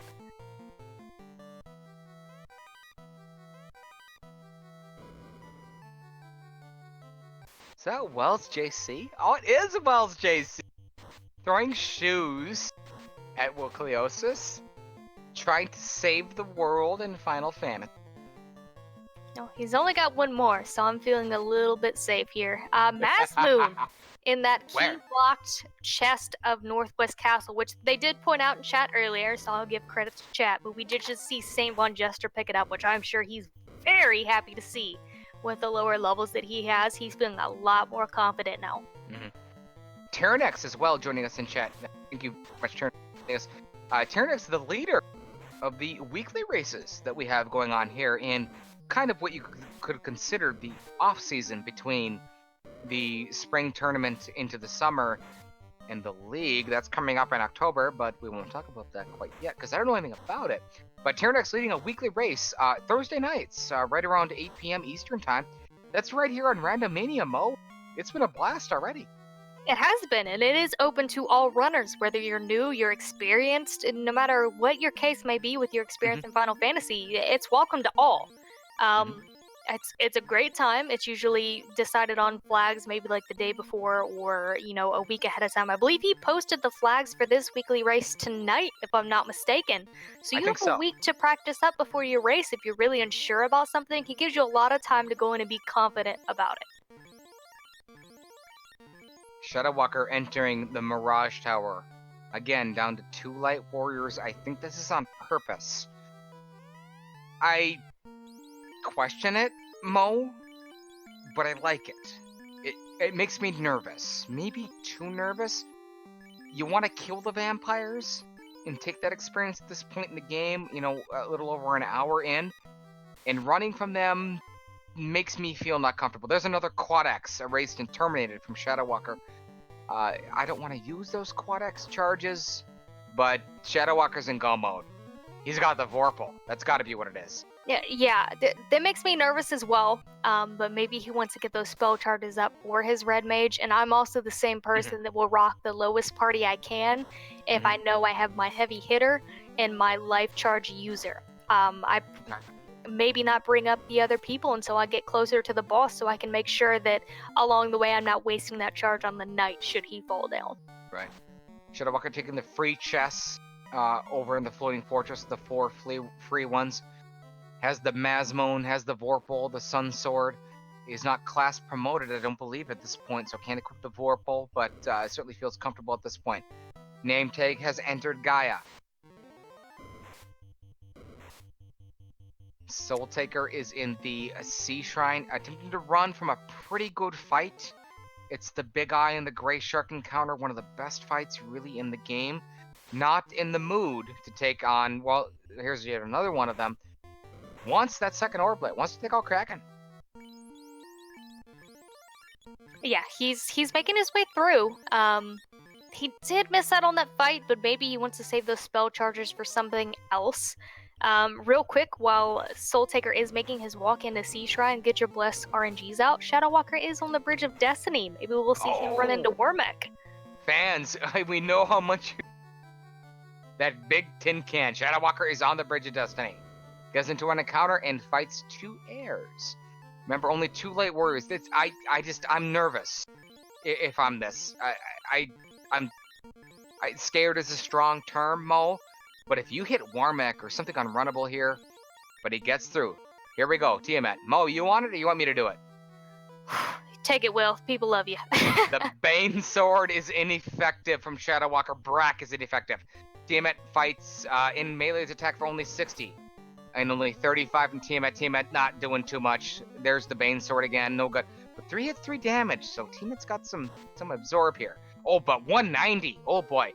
Tiamat's starting to fight back. The Bane Sword's no good. There's another Brack from Shadow Walker. That's ineffective. Shadow Walker not giving up. Fires another Brack into Tiamat. That's ineffective. Tiamat hits for 222 against the fighter. That's doing some damage. The Bane Sword's no good. Here comes another Bane Sword from Shadow Walker. That's ineffective. How about a Brack? How about this time? That's no good either.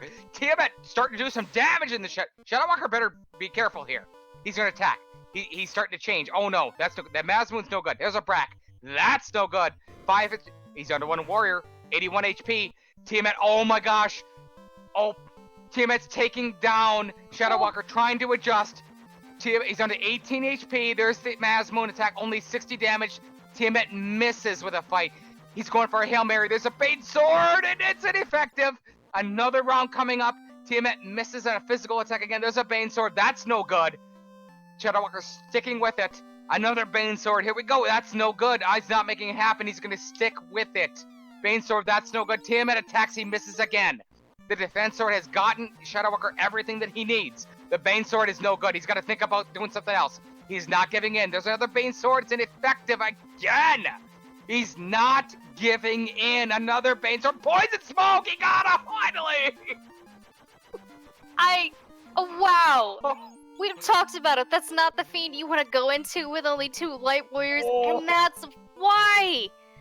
Oh. Wow. You know, Mo, determination, luck, stubbornness, whatever it is, you got through, you made it happen, and you got there. I would question the gutsiness of going at that with 2 Light Warriors. It looks like that was Shadow Walker's plan. I think we'll have to ask him about that if we can get to that post-match tonight. I wouldn't have done that. That was definitely gutsy. Again, I'm sure it's a big sigh of relief, but at the end of the day, all that matters is that you made it out. But wow, how many Bane Swords did we throw off there? And at the same time, while Shadow Walker is making that happen, Soul Taker was taking on Kraken, and playing very smart, very defensively, throwing out the fast, throwing out the fog 2, throwing out the invis 2, really buffing his party and had no trouble. So it was very much of an adjacent stream we just had there. One person, one manning Tiamat, hoping for the Bane to land, and another player playing very smart, buffing his 4 Light Warrior party. Yeah. Wow. Mo, I wouldn't have gone into it like that. It's just too risky. There's too many players in this match. That's just my opinion. I would like to point out in chat right now that Mo, our commentary partner, our tag team partner from the other day, Murdy and BC, talking about whether or not that was an RNG loop. It was not. No. Meridian, I think you can confirm this, certainly. He probably really wasn't even close, certainly, but he's clearing that up right now. That was Shadow Walker versus Tiamat with 2 Light Warriors, and that was pure, Shadow Walker versus Tiamat. Yeah, those defense swords really coming out and making sure that Tiamat missed him when he could. We very rarely see that RNG loop, and it's more that we see it in Topher when it does happen, but no. Right. That was all luck and some planning on that defense swords, side. Still crazy that it worked, but he got through it. SVJ has entered the Mirage Tower picks of the white shirt in the greater than less than room. Name tag raiding the Keylog chests in the Temple of Fiends. Soul Taker doing a little bit of shopping. Couple of orbs on Soul Taker here. I really like what I've seen from Soul Taker. Good adjustments. Very well done. Still missing the cube at this point. Other than the cube, Soul Taker's played a very clean, strong, straight game. Yeah, absolutely. I would agree with that. We've seen Soul Taker, kind of hit his head against some stuff and make the adjustments and go from there. And also playing very defensively when he's seen other players' wipes, for instance, to Kraken. Usually that's not a nice fiend for a lot of people to face.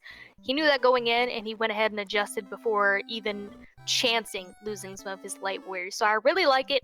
He is playing steady and safe, but I like the play because that sometimes is all you need to get through the seed, and then also, place higher in the seed. Who is Shadow Walker fighting? What is that? That is Thin Air, Will. Who? Nobody there. I don't know what happened. Shadow Walker is traversing the Earth Cave right now. 1 orb short of lighting his 4th orb. A clear leader here in this match. Doing quite well. Has just taken out the vampire, gotten through the rod, and looking to light his 4th orb. Lower right-hand corner of your screen. Soul Taker has just entered the Earth Cave, looking to light his 3rd orb, rod in hand. We do see Soul Taker diving through Earth, while we see Shadow Walker, high-fiving him doing the same thing. We see Name Tag going ahead and talking to the dwarves to see what they have in there, raid their key-locked armory. And we do see, I believe, every other one of our runners here on our stream are class-promoted but Shadow Walker. Yeah, That's curious. I just don't understand. I don't, because you're not utilizing the black belt, and you have a lot of gear for your knight. He has the Aegis shield, he has the dragon armor, he has the Vorpal. I would go ahead and take that class change and put that Mazmood on my red mage, just in case I needed it for something else. He has 2 ribbons. I don't get why he hasn't class changed yet. Maybe he's really going for that time while he fights that bat boss there in that entrance, but I would have class promoted by now. We in our chat room tonight, fans, we have a Tristal MTG sighting. Tristal, always a pleasure to see you. Always a pleasure to play with you and certainly commentate with you as well. Do you have an answer? Because I have no clue why you wouldn't have class changed at this point in time with the black belt on the ground. Mo, I have no idea whatsoever. However, Shadow Walker is about to light his 4th orb because he's taking on somebody. So he's not making bad plays here by any means. He's getting ready to obliterate Lich as if there you go, never existed. Who? Exactly, just like that vampire, Thin Air. But I do think he went to the Cardia Islands already, which is strange that you wouldn't while you're up there, so you don't have to double dip, and then you can just shop for magic before your Topher run. But maybe he forgot, maybe he doesn't care. I don't know. But he obviously 4 orbs lit. He's not hurting for it.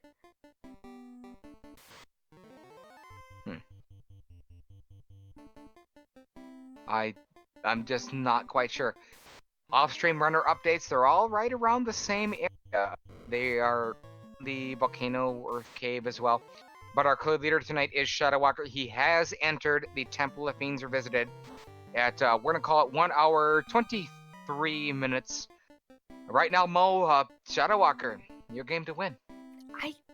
I wonder if he made some sort of gentleman's agreement before the game with one of our other newbies to not class change, because it's so unusual. If you have the tail and you can get magic on your knight, No. and you have gear for your knight that you have to have him class change to use, to not go ahead and do it. I wonder if that's the case. We'll have to ask him in that post-race interview about that. We'd like to remind you fans that Randomania, your home randomizers, the bonus stream is coming up right around 7 days from now, somewhere in there. 5, 7, 8, 10 days. We're not sure of the date quite yet, but for players, players that have earned their right to play based upon our fantasy game during the entire 2018 tournament and their finishes and the things that they did. And it was voted on by the fans, Mo. 4 white mages. That's what the fans wanted. That's what the fans are going to get. You know, our fans are sometimes weird.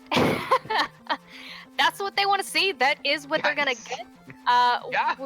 We follow through to our poll and our word, and I'll be sure to tune in and watch it. But I am so glad I'm not playing that. Yeah, I have no interest whatsoever. I'll certainly watch. We were trying to keep some of the players kind of in house a little bit. But fans, word has gotten out a little bit. We can certainly tell you about 2 players. One of them, Chitin619, earned it through the fantasy game, and it gave me the head nod of go ahead and let the fans know. Chitin doesn't play a lot. You don't see him a lot on stream. He's done a lot of broadcasting. He's playing Dragon Warrior. Does a whole bunch of different things as well. He's going to be in the stream. And Mo, it's one half of Team Illuminati. Will Bloodworth is going to be in it. I can't wait to watch Will. You know, that, I'm not going to spoil anything for anyone outside of the Discord, but that might be a long stream to watch him. And I think we will all check in and watch that, and good on him, but I don't envy it. Mo, are you a Star Wars fan? Somewhat, yes. So, you know Star Wars, and there's a prominent character in Star Wars named Han. What is Han's last name? Is it alone? Is it lonely? Is it Solo? It's Han Solo. Yeah, well, we'll just go ahead and leave it at that. Upper right-hand corner of your screen, name tag has Dove Marsh Cave. Name tag is lost. Is what's happening right now.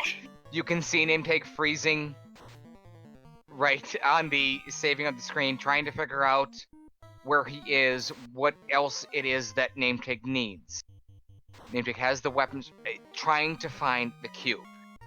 This happens. We've certainly all done this. Minochi85 flies around in his airship all the time, no idea where he's going. Trust me, I've watched it.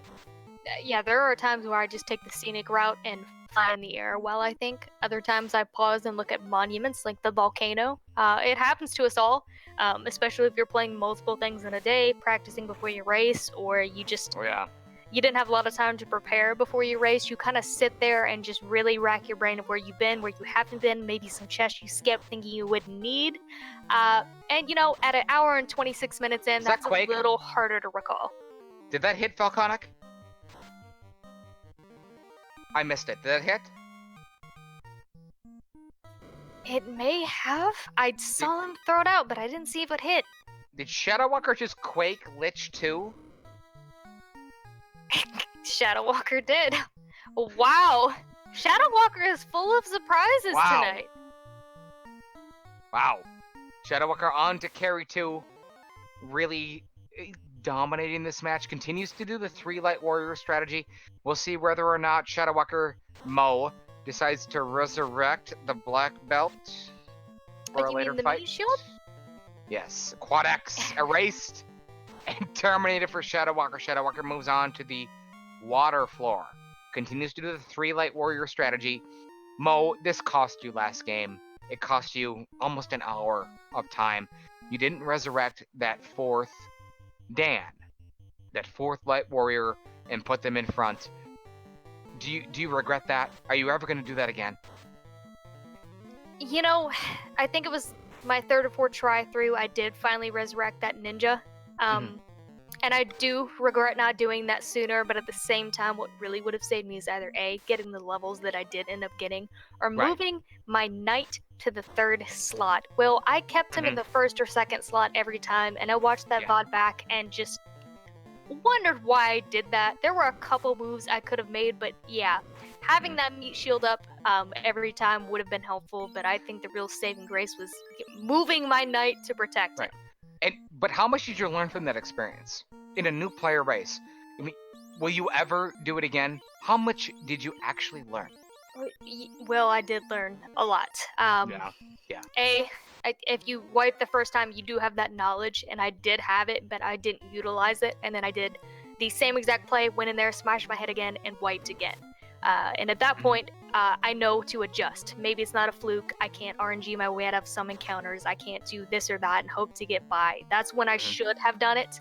But then I went in the third time and did the same thing again. So I've learned a lot as far as positioning my party, having everyone res if I can get them and it doesn't hurt my later game, and also having the levels if I need it. Soul Taker is taking on Tiamat, looking to light his fourth orb. Meanwhile, upper left-hand side of your screen, it is Shadow Walker. He is taking on everyone's nemesis. It's Kraken 2. Fires off the defense sword. 2 light warriors are alive. There's a stop from Kraken that's ineffective. Shadow Walker starts to attack. There's a lightning 3 and a Masmoon swing. About 100 damage. He's going for Quad X, Mo. I got him. There it is. Shadow Walker is just full of luck tonight. While he's trying to, or did Quad X Kraken, we see Soul Taker down on the bottom right trying to brack Tiamat. Tiamat 1 goes down for Soul Taker. Been in a lot of trouble tonight. Shadow Walker has moved on to the echo of the floating castle. Shadow Walker versus Tiamat 2, and Tiamat 2 is not messing around already. The only 2 light warriors alive for Shadow Walker. He's going for this. Tornado has put a little bit of damage into Shadow Walker. He did put that white shirt on his Black Mage, though, which is very smart, but I am not comfortable right now if I am him. 5 hits for 192. Ice 3 for 67. I don't know about... Nuke! Oh no! Shadow Walker's down to 40 HP on his fighter. He's got to get through this. He's got to kill him now. He's got to kill her now. 5 hits. Oh, he got her! Oh! But now you're having a man mode chaos with no magic on your knight. You're not class promoted. You don't have your good armor or your swords on that knight. Does this go back to not class promoting? It does. You could have had life on your knight right now. You could have much better armor on him. So this may have turned out the exact same, but you could have been in a lot better position for chaos. I'm scared, Will. I would be very, very nervous. Shadow Walker's not gonna mess around. He's got the Masmoon. He's looking at his options here. You can see him staring at his screen. Look at him. Look at him. He's staring at his options. This is what I've got. This is what I can equip. Forget it. Let's jump in and let's do this. It is the Dance of Eternity! And he's going to use the Defense Sword. Defense Sword for 1 round. Lightning 2 Quad X is no good. That's 2 Defense Swords. 1 more. He's not going to use it. He does not have max evasion. He's going to start to attack. 5 hits for a bill. There's another attack. 4 hits for another bill. Bane is no good from Chaos. Another attack from the Masmoon. 4 hits for 92. Quad X from Chaos. Chaos is pretty tame here, Mo. He is, and I'm sure he's wishing he found that power bonk right now as well to go with that defense sword. Chaos not being too scary, but he's not rolling over dead right now either, Will. Another Lightning 2, another Buck 51. That Masmoon really isn't doing a lot, but it's getting the job done so far. Another Lightning 2 from Chaos. This Chaos is a pushover so far. 75 from the Masmoon. He does not have... He has nothing, Mo. He's gone through his entire list. He's back to Quad X. Ice 2. Okay. Why if it's 192? Shadow Walker... Bane is no good. Shadow Walker just kind of meleeing him down for, a buck 20 the entire time. This is going to be a slow burn, Will, but I think he's going to get it here. Oh, the swirl skill. We forgot about the skills. Swirl does a little bit of damage. He could have nuclear. Well, and this fire 2. Could, and 3. Wow. 181 with 4 hits. Shadow Walker just keeps swinging that Masmoon for 90. There's another 90. Can Shadow Walker win this? Shadow Walker trying to take another new player. He got him. There goes Chaos. GG Shadow Walker. If that doesn't sum up his whole gameplay of just going through and man moding it, I don't know what does. GG. I have a lot of questions, and good on you, sir. You got through there. You got Topher done. You just man-moded Chaos with a fighter without class changing, without any of your spells, any of your armor. Wow. Hello. Now, one of the things lost in Shadow Walker's fight with Chaos, Soul Taker, lower right-hand side of your screen, has entered the Temple of Fiends, our second player in this big race to enter it. We're going to give Soul Taker his play-by-play that he deserves. Well played race so far, but meanwhile, we do believe that we have a Shadow Walker in here. GG. Shadow Walker, Moist Mogwai has some questions for you, sir. Take them all. Oh, where do I start with you? Your fight against Tiamat with your two light warriors at Sky Castle. How did you feel about that? You took the steps. How do you feel about that fight that you did? Well, I thought that I could get a quick Bane or Brack, and I disrespected Fiends a lot this seed. Agreed. That didn't work out so well for me, so I quickly threw up some defense stacks. I swung for some damage. It wasn't much, and I was like, I can get a Bane on this still. So I just kept throwing the Bane swords, and Tiamat just kept attacking, and he kept missing. So worked out. Shadow Walker, it's Will. That Tiamat 2 fight we need to talk about after the match. By the way, the Brack and the Bane, very well done. Congratulations, number one. GG's.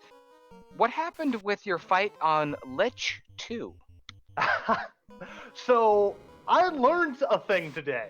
I learned that Lich and Lich 2, while being undead, are not immune to Quake, turns out. So I gave him the ultimate disrespect and threw him into a crack. Congratulations. Mo, you want the question of the night? Or you want me to do it? I think I gotta ask this, Will, because it's been burning in my mind for a good 45 minutes now. We gotta know what happened here, Shadow Walker. What, Shadow Walker? Was this an agreement beforehand? Why didn't you class change? Why didn't you utilize your gear on your knight? Why didn't you get magic? Why didn't you turn in that tail? I didn't have the tail. You did have the tail. I did? Yeah, you looked at it a couple times in your inventory. You got it from King, very first thing early in the game. You had a tail since the first 3 minutes. Oops. I kept opening chests looking for it. I was like, where is this tail?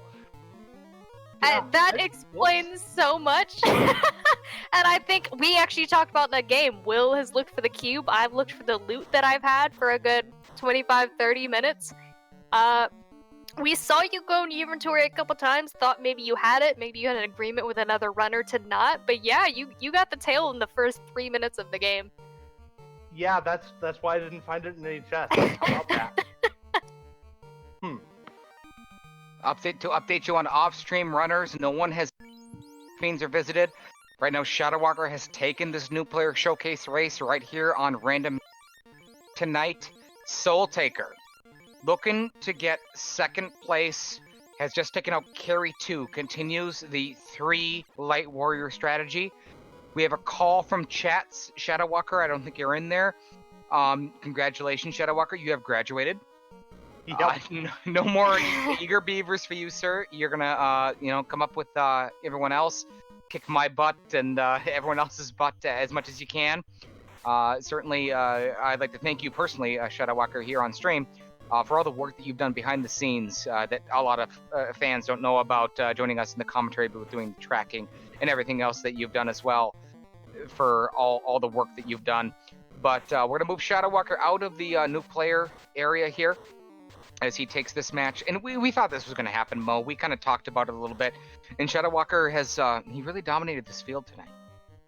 He did. He made a lot of great plays, took some very nice routing strategies, saw what he was given, and went from there, aside from the tail that I believe, he forgot he had. But other than that, played it really smart, played it really just kind of fast and dangerous, which I like. I'm also...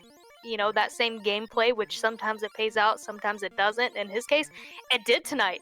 Shadow Walker, you said it yourself, you disrespected a lot of Fiends tonight. Yes, you disrespected a lot of Fiends tonight, and you continue to do it time and time again, to the fact that I think Chaos was scared of you. Yeah, this seed felt like it was built for me. I got level 1 Zap, level 1 Quad X, level 2 Brack, and level 4 Quake. that's a lot of instant killing potential. And I had Ice 3 and Lit 3 for things that weren't vulnerable to instant death. Go ahead. Let's go with Soul Taker here real quick. I've got a question. Soul Taker's down to 2 warriors.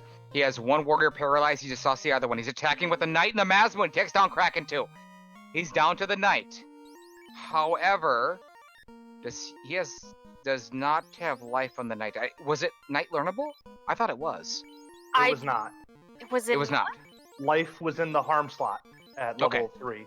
It was not learnable. Soul Taker down to 1 light warrior. We're going to go with him. Bottom right corner of your screen gets the same encounter. He's in the same encounter table that our winner tonight, Shadow Worker, was on. Gets some sorcerers and now some vampires, but gets away. Going to heal up real quick. Attempt to take on Tiamat 2. 1 warrior, 600 HP. Doing the same thing, Mo, that Shadow Walker did. Going through the menu, looking at the armor, the weapons. How can I do this? Using the same strategy, using the defense sword. This is the second round of the defense sword. Yeah, and he also has the power bonk as well, which I'm sure he would love to use, but he's getting those defenses out first because that's the most important. You want to get There's the new. Tiamat has Cure 4? We did not see that with Where Shadow did that Walker. come from? I'm sure he's so glad to see that early on before he starts We never doing damage. saw that. 2 power gauntlets. There's Tornado. Tiamat 2 has Tornado. Soul Taker made quick work of Tiamat. Got through the nuke, used the power gauntlets and the defense sword. Soul Taker now healing up. It's man mode time, Mo. Can Soul Taker do this? He's on his own, 1 light warrior looking for second place. Soul Taker's game to take second place. I think he has this, Will. Ooh, but there's an encounter just before the steps to Chaos's floor, This is which trouble. we all hate to see. That's 4. It's trouble. That's 200 damage already. He's trying to run. Oh! Starting to hurt. He's in trouble, Mo. He's trying just to run. Just That's run. 41. The purple Oh, one. thank God. Guys got away. Thank God. 2 steps away. That it gets your heart going, Mo. I mean, you don't want to see. You don't want to see the vampires. You don't see the zombie dragon. So forget that. Will, I've seen it time and time again, and that's my worst nightmare. 1 step away from the staircase, seeing an, God forbid, an unrunnable encounter, but a 4-person encounter with only 1 person left. We've seen what Chaos has, Will. He's not super scary. He does have the power bonk. He does have the defense sword. I think he might take this. He's going with Fog too. Soul Taker checked his spells right before he entered. Chaos fires up with Swirl. I think that was the most dangerous thing that Chaos had, that did the most damage to our winner tonight, Shadow Walker. I think you're right. Yeah. Soul Taker, we're bringing in another new player in the upper left-hand side of your screen. We're not sure who it is. We'll get to that in just a moment. Meanwhile, Soul Taker trying to win second place here. There's a power gauntlet. Here comes another power gauntlet from Soul Taker. Ice 2, we know this Chaos is tame. He's down to 250 HP. Time to attack. Here it comes. Here comes the Knight with the Masmoon, 500 damage. Chaos fires back with Ink in a Quad X. Soul Taker's in good shape. There's another 400 from the Knight and its Masmoon. How about 476? Not enough, Mo. Here comes another one. 383. That's not enough either. He is just trying for... Oh, there he got him, Will. Will, he got him down. Just like that, we have our second place there, Soul Taker, at an SRL time of 141.19. GG, Soul Taker. And we have in chat, Nuclear. Falconic, are you saying Chaos had Nuclear there?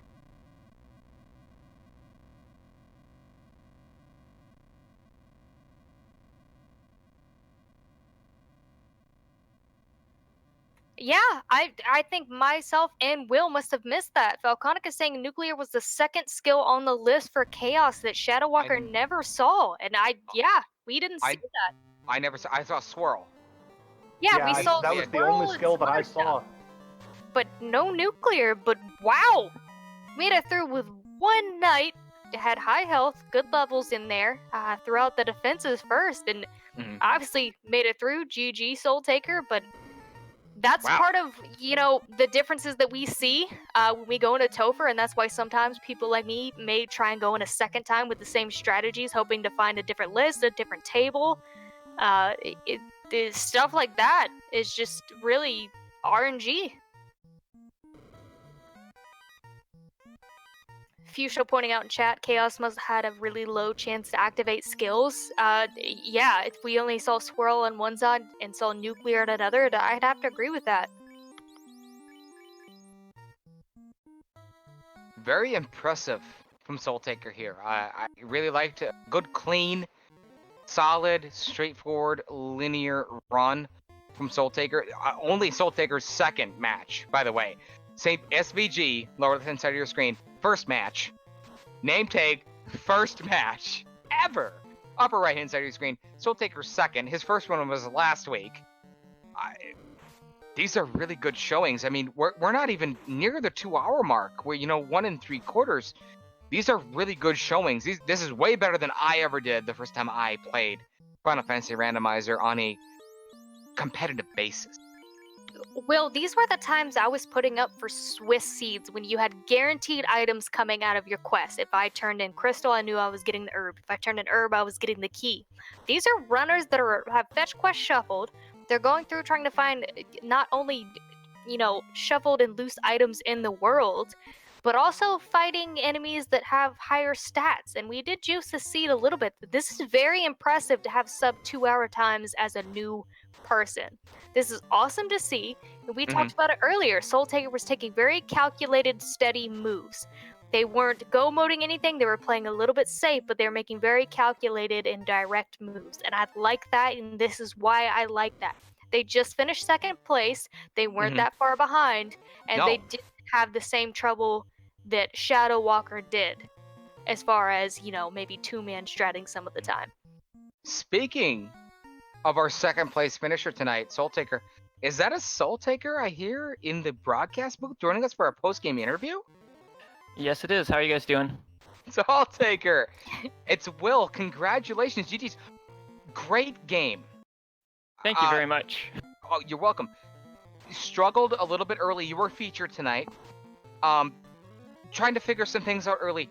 It seemed to me and Mo, once you figured it out, you started to put on kind of cruise control and got through. You weren't far behind Shadow Walker really the entire way. How did it go for you? How were your feelings about this match tonight? I feel pretty good overall.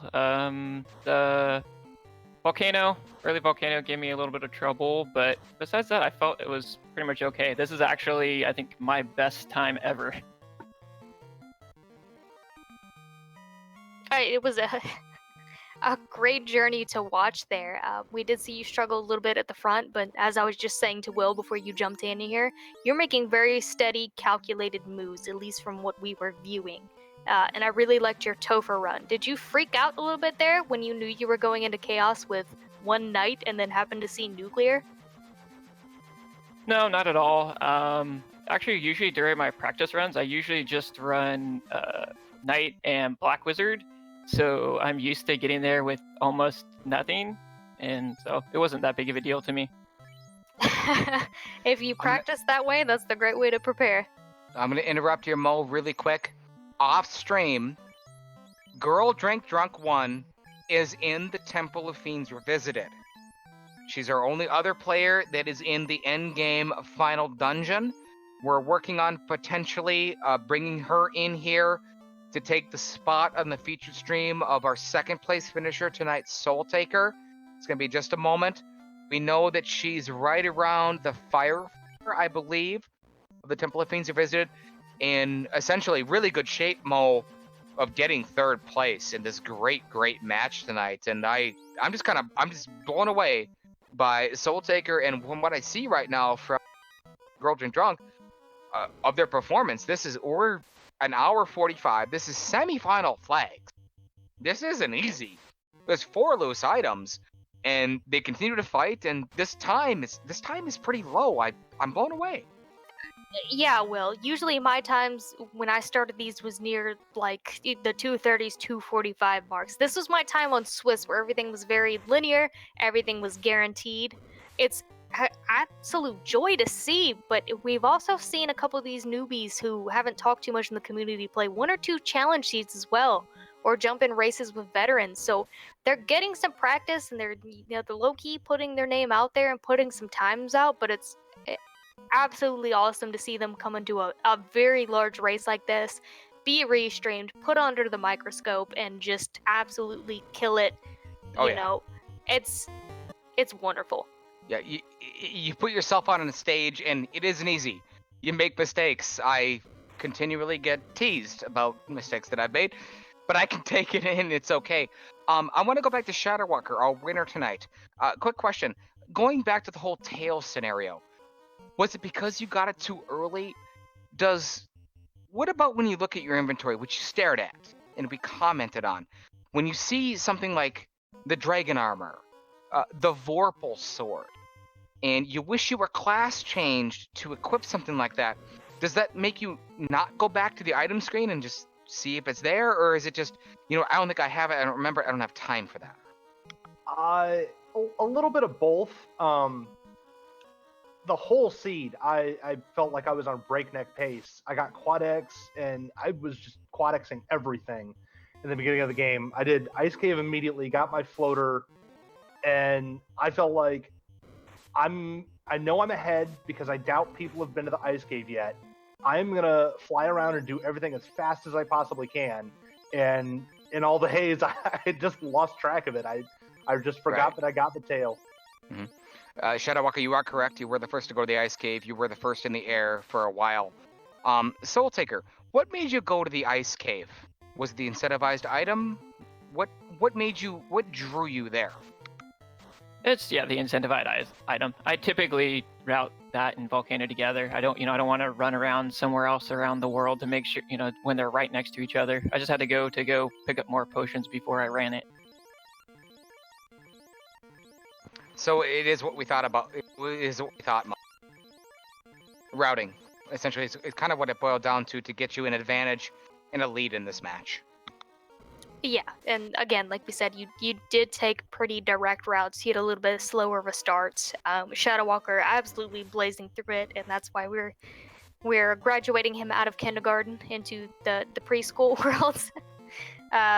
Which we're sad to see you go, but we know you'll still be in the community with us here helping out. But it's just wow, seeing all these different people take different routes, and this is what this flag is about, I think, more than Swiss was. Swiss was very much getting that first item and going down that chain faster than the others, and then when you get to these higher round tournament flags, it's very much routing. Where does it lead you to? What can you turn in? What can you get? And Ice Cape happened to yield the floater and put you in the lead. Third place in this match is up for grabs. We have Tarnin. He has entered the Temple of Fiends Revisited, but the leader right now trying to finish in third place with a really good showing. Last week in the weeklies, I came out of nowhere. Girl Drink Drunk down here is on the Echo of the Floating Castle about to fight Tiamat 2. Yeah, well, this is one of our people that happened to play earlier this week and put up a really good time. And I was like, I've never heard this person's name before, but they're in, Discord asking questions. So, of course, we're going to get them set up. And I think it was either yesterday or the day before, we got them all set up in IRC, got their questions answered, and here they are, running in the race, fighting for, one of the top 5 spots here with everybody. It's Power Gauntlet and Fog. There's that nuke from Tiamat. That's the most dangerous thing that we saw in this game.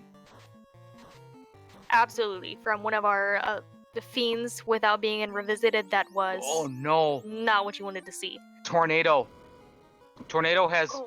has girl down on one knee for the white mage, starting to attack. 2 Cure 4s. This isn't a newbie here, Mo. Did you see that play? I did. She Cure 4'd the knight, Cure 4'd herself, and now she's throwing out a fog too. She's not playing. She wants to keep these two alive. She wants to get Tiamat down. That's right. You know what that's called, Mo? That's for you, Rosando. That's a veteran move right there. That's a veteran move from Girl Drink Drunk. 2 Cure 4s. Down goes Tiamat 2 with 2 warriors, including the White Wizard. Going to be able to use that life spell. Moving on. Attempting to try and get third place in here. What a great showing. Meanwhile, right behind Girl Drink Drunk on Kraken 2, it's Tarnin. I don't know what happened to Tarnin. Tarnin just took a little bit of nap there, but she's fighting Kraken 2. Oh, yep. We're back. Okay. Fire 2 from Girl Drink Drunk. Cremate from the Whiz Vampires. A little bit annoying. I think Girl's gonna get through this really quick. Let's focus our attention right here to the upper left-hand side of your screen, fans. It is Kraken 2, everyone's nemesis. 2 paralyzed light warriors for Tarnin. That's gonna be a little bit of a problem. The HP is good, Mo, but the paralyzed knight in the top slot. I can't like seeing that or the hit from Kraken. I don't, and it does look like Tarnin kept that black belt alive as well, like we see down on Saint Von Jester. So really hoping for those punches as well. She's throwing out, or Tarnin is throwing out Cure 4s and really trying to get this fight going, but that being paralyzed and stunned by Kraken too is not helping. The knight's gone. This is trouble for Tarnin. Tarnin's got to adjust here. Try to figure something out. The HP is good, but oh no. Big hit from Kraken into the White Wizard. You gotta keep the White Wizard alive. Oh, he got it! The Master! The Master gets through and takes out Kraken too. That's a lifesaver, Mo. I mean, whew. Yeah, another one of those moments where you have to be sitting back going, whew, I made it. We do see Girl Drink Drunk 1 fighting Chaos right now, trying to be defensive. We see her throwing out the Fog 2s with her White Wizard. She did class promote. She does have her Knight in slot 2. Red Wizard is up in slot 1, and she is protecting that White Wizard in slot 3. Didn't resurrect the Master. The life spell. Didn't do it, Mo. But just getting those power bonks out, getting the Fog 2s out, really trying. I think I would throw in a Viz 2 out at this point if she hadn't already. Maybe I missed it. You are seeing Chaos throw out Ice 2. Another Fog 2 there from the Red Wizard. Another Fog 2 there from the White Wizard. Will, how do you feel about Fog and Invis? I'm an Invis guy, but Fog 2 is very viable. I think Girl Drink Drunk has a good amount of armor up. There's another Fog 2. You gotta attack. There's another Power Gauntlet. Bane's not gonna work from Chaos. Time to attack. You have to kill Chaos. That's how you win this game. It's time to attack. There's another Cure 4. 2 hits for 14 damage is going to do very good. Here's the attack. 767 from the Knight, Mo.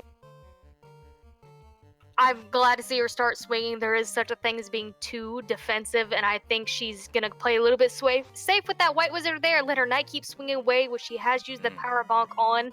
She's going to try and wail down Chaos. Hope he doesn't throw out anything nasty. Another wail. We know. We've seen Soul Taker. We've seen Shadow Walker take out Chaos. She's using a rub. This play, that's a good play. There's another 400. There's the swirl from Chaos. Annoying. A little bit problematic, but not too much. She's going to attack. She's attacking. This is good. Nuclear. There's the nuclear. There it is. Down goes the Red Wizard, and the White Wizard's down to White. Doesn't matter. Doesn't matter, Mo. GG! She got Chaos down. While she was getting all of that done, Tarnin got Tiamat 2 done, ran into unrunnable vampires, got them down without too much hassle, was on Chaos floors as well. Girl Drink Drunk 1, GG! So happy to have you in this race this week. So happy to see you out in the community, putting your name out there, and just really finishing that strong. Tarnin. Now, moving on to the Chaos fight in this new player race. Right there, neck and neck with the lady in the lower right-hand corner. Here we go.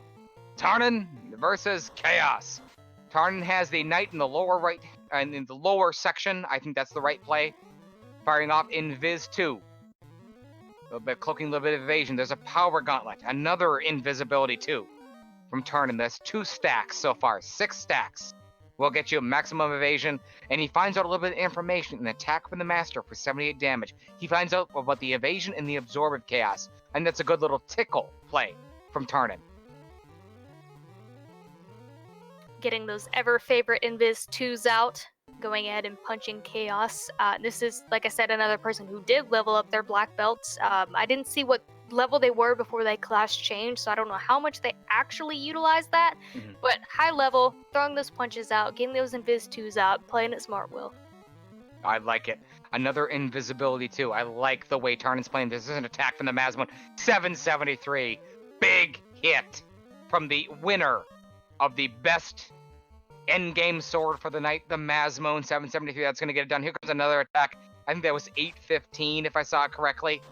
That's pretty good. Quad X from Chaos. That's not going to do nothing. Tarnin continues the assault on Chaos. Tarnin looking for, I believe it's 4th place in this new player match. There's another one for 322 from Tarnin to Chaos. It's academic, I think, Mo. Next round, I think he's going to get it. Oh, no doubt. We're going to see the end here very shortly, playing it very smart, getting those offense out, getting those hits out, and we do see Tarnin make it through this. Another Cure 4 she did throw out. A Bane from Chaos, not looking too nasty, and we just see the night ended it for Tarnin. Tarnin finishes with an official SRL time of 4th place, 1 hour, 58 minutes, 4 seconds. Well played. That's one of the best played Chaos that I've ever seen. Moves the knight down to the end, uses the Masmone, only uses 1 warrior. Kind of it figures out in the first round of the evasion and potential absorb that Chaos might have with the master, and keeps stacking the invisibility too. I think it was textbook played, Mo. I like it. Yeah, I really like it. That was one of those moves that I was talking about. You want to protect your swinger. So you do have your black belt in slot 2 that is going to do the punches, but because they weren't too much utilized in a seed like this, you do see the knight get moved down to a safer spot to go ahead and be able to swing without taking too many hits to themselves, so that you always have damage going out. Right. That on top of the Invis 2s getting thrown out, I love it, Will. I love it too. Our 3rd place finisher tonight with an official SRL time just before Tarnin, who just finished up 1 hour, 55 minutes, 41 seconds. Girl Drink Drunk, are you here and can you hear us? I can. Can you hear me? We can hear you, absolutely. Tell us about this match tonight. Great finish. You were off stream, so we didn't get to follow a lot. We were able to bring you on stream, certainly for the end. And tell us about the match tonight. Oh, well, so I don't have as much experience testing with the bracket settings, but like I knew about the incentivized items being anywhere, and I was kind of worried that'd be a ship seed because I did Guru Volcano, and then I was ill-equipped to follow up to the ice cave. So I went back and I'm like, well, I have the adamant, so I'll turn that in. And I think that turned into the ship. I was like, oh no. But then, like, going back to the ice cave and getting the floater, that was a relief. It seemed to hit go mode really quickly. Like, I didn't have to do much searching. I just always kind of wait until I get the 2nd ribbon, though, so it was a bit slower developing. That's interesting because, Mo, we talked about that. No one really turned in the adamant early, whether they were featured or off stream. No one really did it, and that's what I would have done, and it would have led to the ship, and I would have thought what you thought. Yeah, it's well, like I probably, if I would have followed up the ice cave, it probably wouldn't have happened. But I had to resupply, and well, I'm in Crescent anyway, so it's a pretty relatively short hop back to turn that in. But I thought I really did not. I really hope that was not going to be a ship seed. But other than that, I also was catching at the end the 4th place finisher getting the doing the chaos fight with invis stacking. It was pretty interesting. I ended up doing fog stacking on him. Then he whipped out the nuke, and I had a great sense of hurrying up to kill him. A question. This is your 2nd competitive SRL match for Final Fantasy Randomizer. Is that correct? Yeah, I went ahead and did my first one on Thursday, and that had Swiss flags, I think. Did you have fun? Like I definitely watched the spring tournament and was really into it, into the commentary. Love your commentary, by the way. But I'm sure you get that a lot. Thank you very much. I did. Thank you. I did about 10 practice flags. I'm like, okay, I'm ready. I'll have some embarrassing moments, but I'll try. Did you have fun? Yeah, it's always fun to compete. As I never realized that Final Fantasy would be my favorite multiplayer game. Multiplayer. Just an absolute great run there.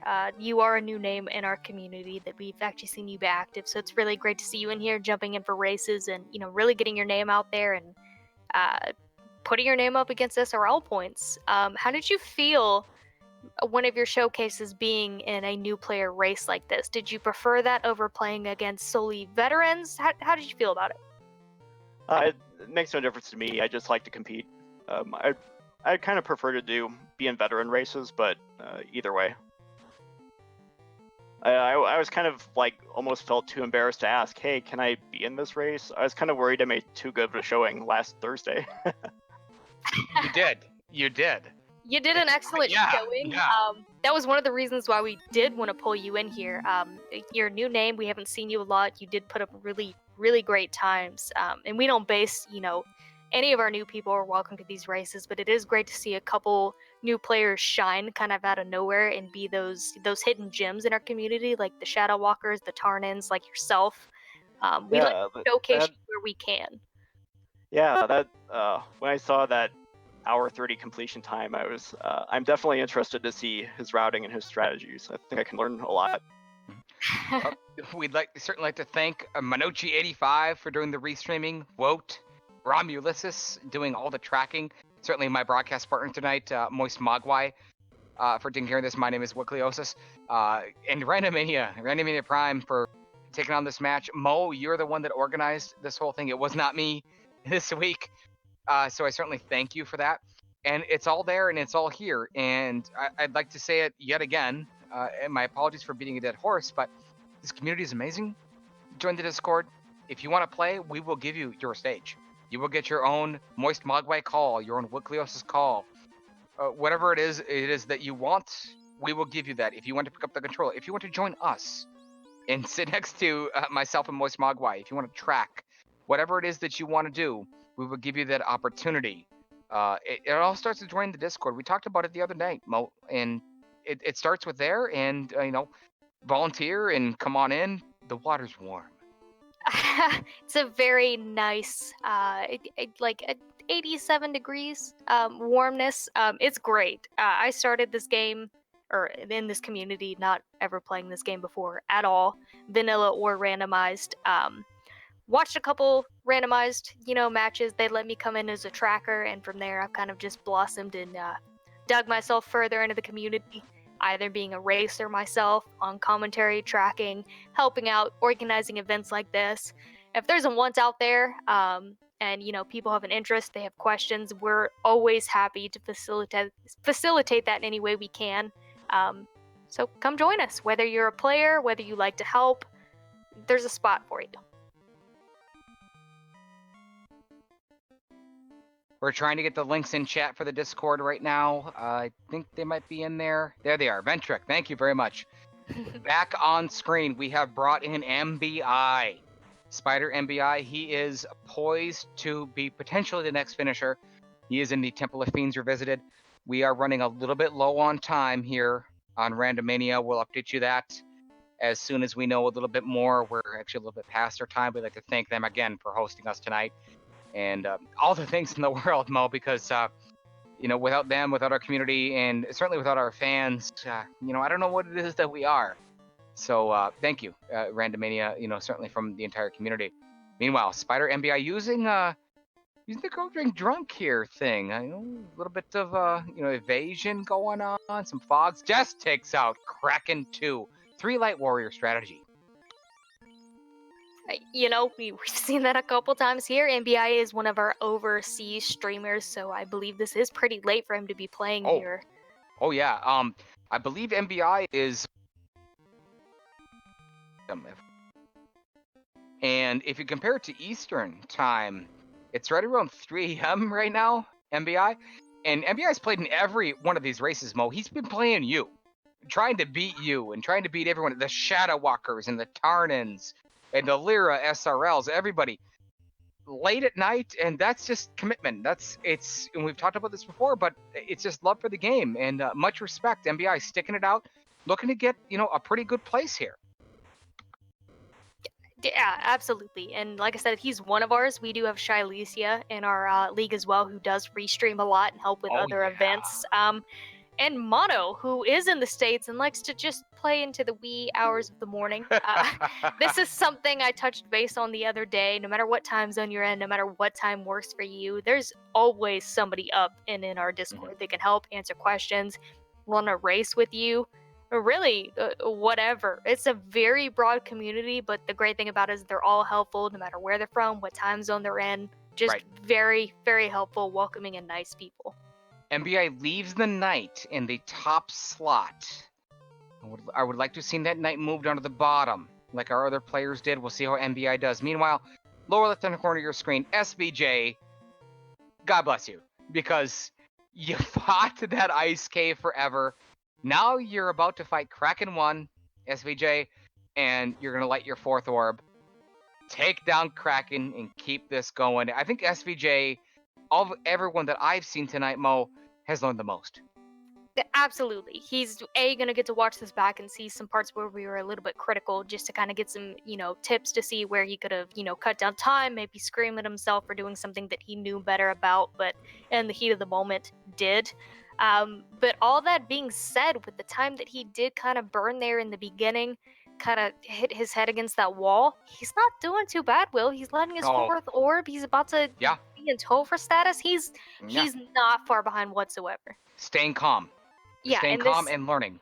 and it is his first SRL race. I think maybe the second one he's running the community with us, just race in general, not SRL. So I got him set up on stream, I think like 2 days ago, to even be able to run. We did a Yeah. little recap today to get him started.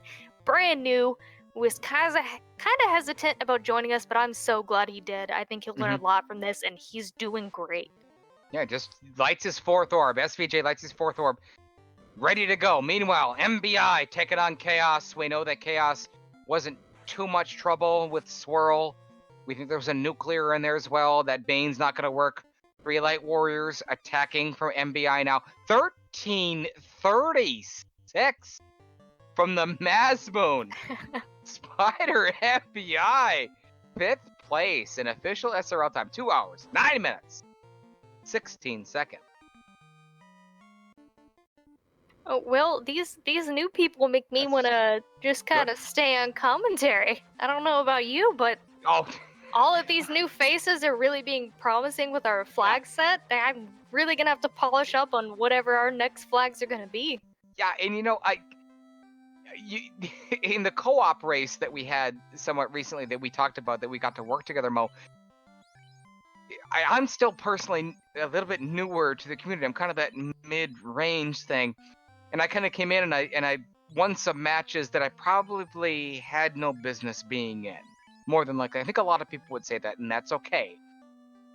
But I don't want to play them. I don't want anything to do with Shadow Walker, Soul Taker. I want to keep what points I have. I love commentating for them. I love giving them the stage, but I don't know about all this, Will. Yeah, you know what? More competition, more people. Let's certainly have a good time. I'm very impressed. Certainly Soul Taker tonight, our 2nd place finisher. Absolutely very impressive. Tarnan, always incredibly impressive. I know Tarnan, I think you're still here with us. I am. Tarnan, can you hear me? Co-op, Tarnan, is that kind of your thing? Do you like that the most? Having only played 3 of them, and my first one being yesterday, it is not my favorite, but it was awesome, and I look forward to playing more of it in the future. 500% Floor Shuffle is my favorite. Yeah. Yeah, okay, Czar. All right. We got another one. Throw him in the back. We're working on getting Spider MBI in here. We have definitely a few minutes left here on Randomania. Thank you again for certainly hosting us. Meanwhile, the Adversary. We saw Adversary last week, Mo, against you. Pretty good time. Tough game for Adversary. I've been watching Adversary off stream. Didn't go to the Ice Cave early.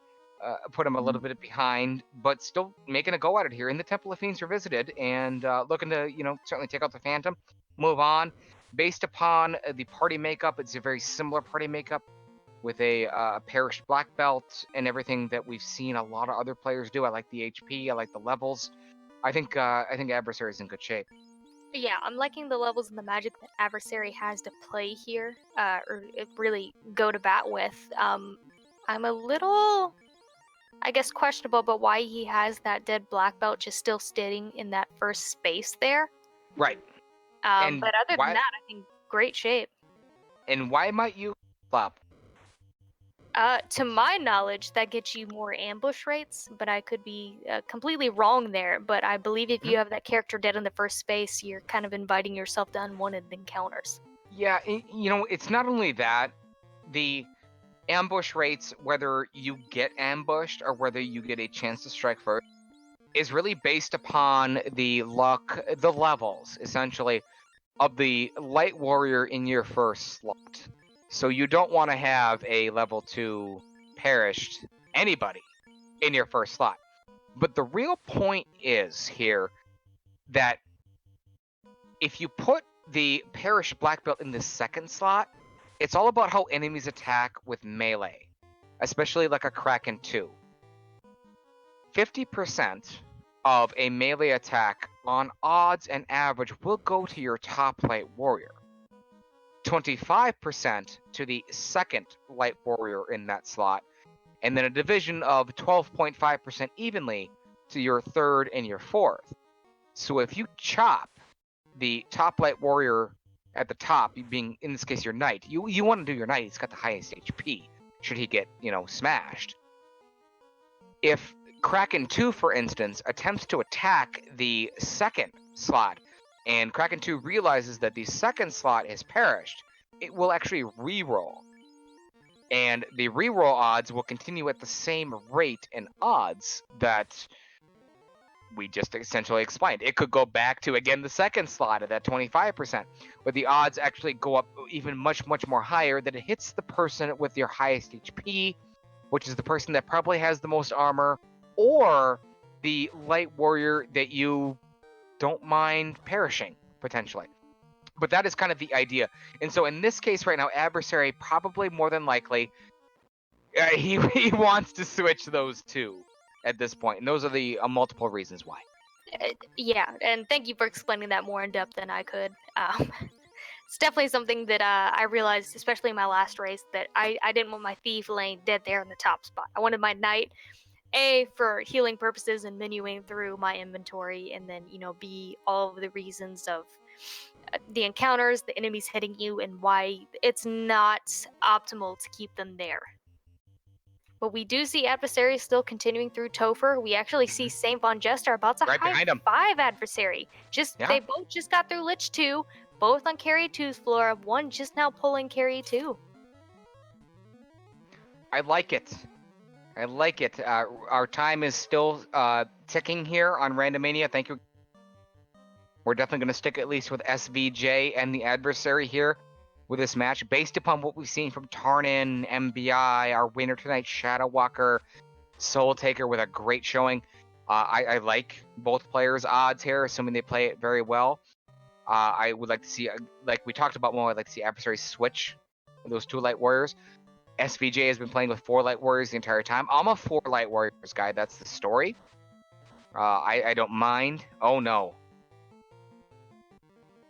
Oh my god. Adversary gets through. Oh. Just barely on that one light warrior. Oh. Look at adversary. He reset. Oh no. Oh, Oh, and we're still. Oh, we're not shuffling that party around. I have to say, well, if they had just shuffled that a little bit differently, they may not have been in that position. Yeah, I think it's set up here.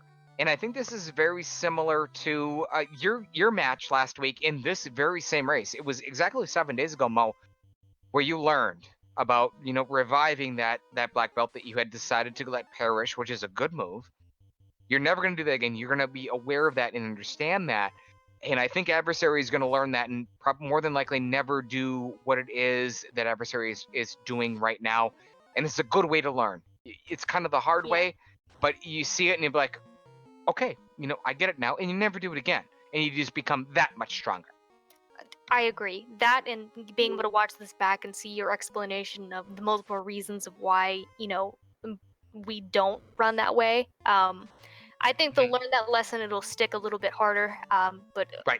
I hate to see that when adversary and Saint Von Jester were high-fiving there. They're very neck and neck. I would have loved to see them both on Chaos at the same time. Oh, that's definitely what it was that we're helping for. Meanwhile, SVJ Jester, I'm not sure what to call SVJ. That's what we're going with. Made a couple of marsh dives early. You seemed to be, maybe a little bit confused about where things were going. Figured it out. Is here. We're nearing, we're a little over 2 hours right now. 2 hours, 17, 18 minutes in the Temple of Fiends are visited. And these runners know, these players know full well that they've been beaten already. They know that Tarn has finished. They know that Soul Taker. They know their time. They're not giving up. And that's not going to happen. And that's been a story that has happened in all these new player races that just boggles my mind. Because I can tell you this, fans. My first 8 matches, I was embarrassed. I think I gave up 7 of them. I think I finished 1 and I was last, and I was just embarrassed. These players are not at all, and so kudos to them. Who cares where you finish? And that's probably why they're going to beat me essentially in a week. So SVJ has moved on now to the echo of the floating castle. Who is that, Tarnan? What, laughing? That was me, sorry. Tarnan is still with us. Job very well done tonight, Tarnan. Looking to graduate from the new player era. He's certainly very, very close. Playing with co-op, doing a whole bunch of things, helping us out with the broadcast as well. But right now, lower left-hand side of your screen, it is SVJ. He's starting to heal up. 4 light warriors gets attacked by the sorcerers on a different encounter table than most players have been here. But makes it to Tiamat 2. All right, SVJ, what do you got? An attack, it looks like. Lightning 3 from Jester for 45. There's a rub. A very underrated spell, not used very often. There's a power gauntlet. Jester has a Bane. Oh no. Bane got through. There was apparently no ribbon, or it beat a ribbon on Jester on the night. Jester has got to adjust, and Jester has got to attack right now, and Jester has got to kill Tiamat. Nuke. Oh no. Oh no. That's not what you want to see as SVJ, especially with a little bit of the slower start, but it looks like he wants to adjust in some way, but he's not sure. Oh, you know what you see what just happened? SVJ, pull me under. I'm not afraid. SVJ jumps right back in. Kudos to you, SVJ. Hang in there. And on that same note, we have MBI joining us in this booth here with us, Will.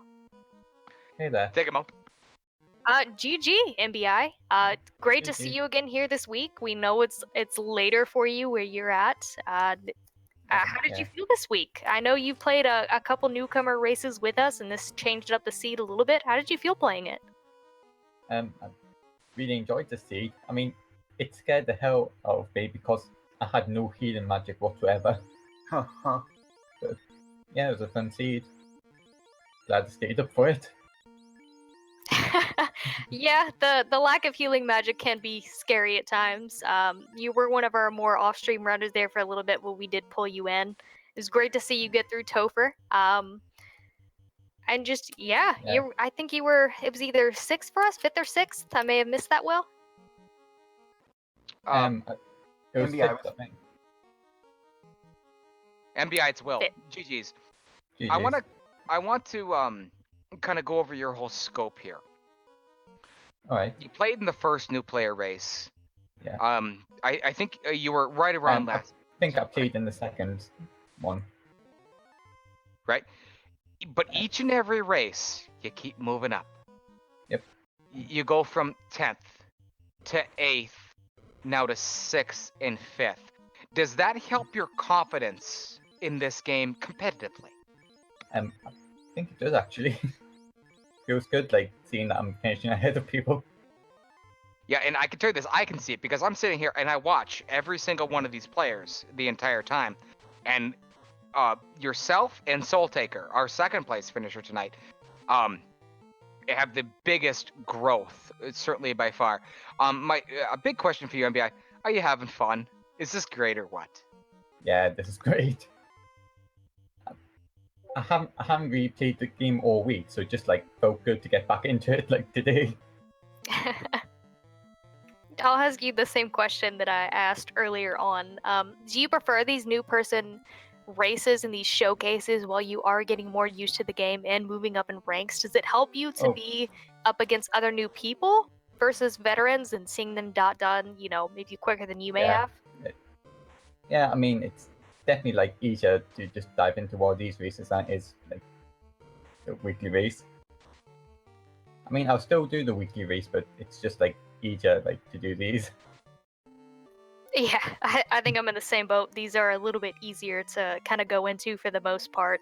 Challenge Cs are pretty fun as well, but jumping into SRL I think is scary for a lot of us newer people, and that's kind of where we're showcasing races like this. So it's good to know you guys are having fun and appreciating, definitely. all the work that goes behind it. I can tell you this, MBI. I think MBI is going to be featured next time. We're going with MBI 100% because I see a player here, Mo, that has gone from 10th to 8th to 6th, and I just see so much progression and such a great attitude. I certainly, me and MBI, we've had conversations in learning and your involvement in the community that I certainly appreciate, certainly very much. But MBI, you're gonna be on the big stage next time, and I think you're gonna do very, very. Well, hopefully my internet doesn't go down again next time. This is 2 races in a row it's happened. That does happen from time to time, but I really do think we want to pull you in for the next stream if we can, Yeah. just because, like Will said, we've been able to measure your growth over these past couple weeks, and you're doing really well. You're getting better and smarter at your routing and just playing in general, and we'd really like to showcase you. Yeah, I'll be glad to be showcased.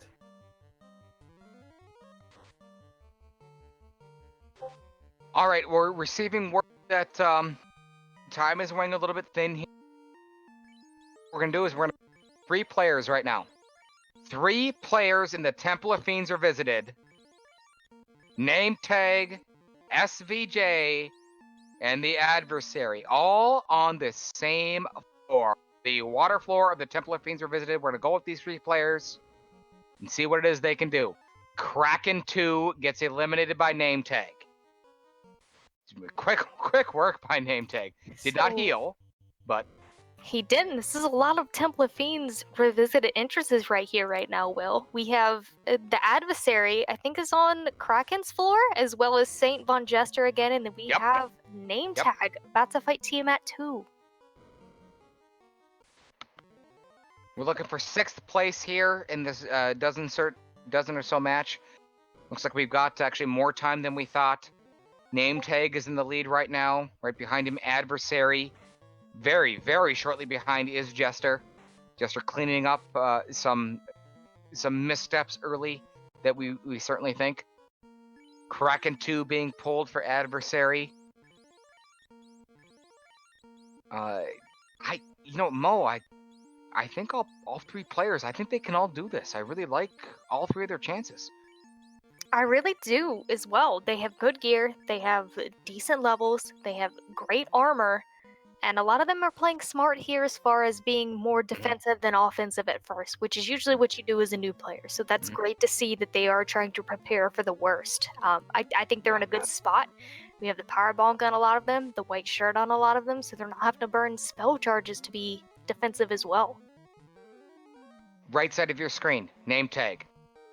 Knight, passed away, master. Bottom side of your screen, the master's still at the top of the screen. The knight is still in the 2nd slot. Oh, is that Brack? Brack! Adversary! Who cares? Adversary just bracked Kraken 2. Broken into pieces. See you later. Adversary said, "What's Kraken 2? I'm on to Tiamat 2." Just like that. On to the next one. What? I don't know. What do I know? You don't need to raid your party. If you were going to brag Tiamat or your Kraken or whoever it is you want to brag, I know nothing. Adversary Brax Kraken 2. Meanwhile, name tag has pulled the chaos fight. 3 light warriors alive. The knight is in the 3rd slot. Looks like the white wizard at the top. There's a fast. Fast onto the knight, and an invisibility 2 from the knight. Unless it's a red wizard. There's a red wizard. Excuse me. No knight? No, Or is that is the knight. That is top the knight? sprite for the knight, I believe, in that 3rd slot there. Okay. I'm not familiar with these sprites. My apologies, Mo. Take it, Mo. Go ahead. If that is the knight, we do see him throwing out work there with the Maz Moon for some hits. We have Swirl coming out from Chaos. We've seen it before. White shirt going out, going to defend that party, try and buff them up a little bit. You see them kind of taking a little bit of time, calculating through the spells. A Cure 4 going out, another hit going out from the knight, and then a nuke coming out from the Black Wizard as well, but a Quad X from Chaos that took a good chunk of health there from that Black Wizard there. But we see them still Yeah. trucking along. Another Cure, trying to keep all the party members alive. Another Fast there coming out. Ice 2 from Chaos, not doing a ton of damage, but it is kind of bringing that Black Wizard down a little bit more. Another Fast from the Black Wizard. I think he just used that on the White Wizard. Yeah. I could be mistaken. Yeah, don't know Nametake if that also used the warp spell. It was a tactical error from Nametake.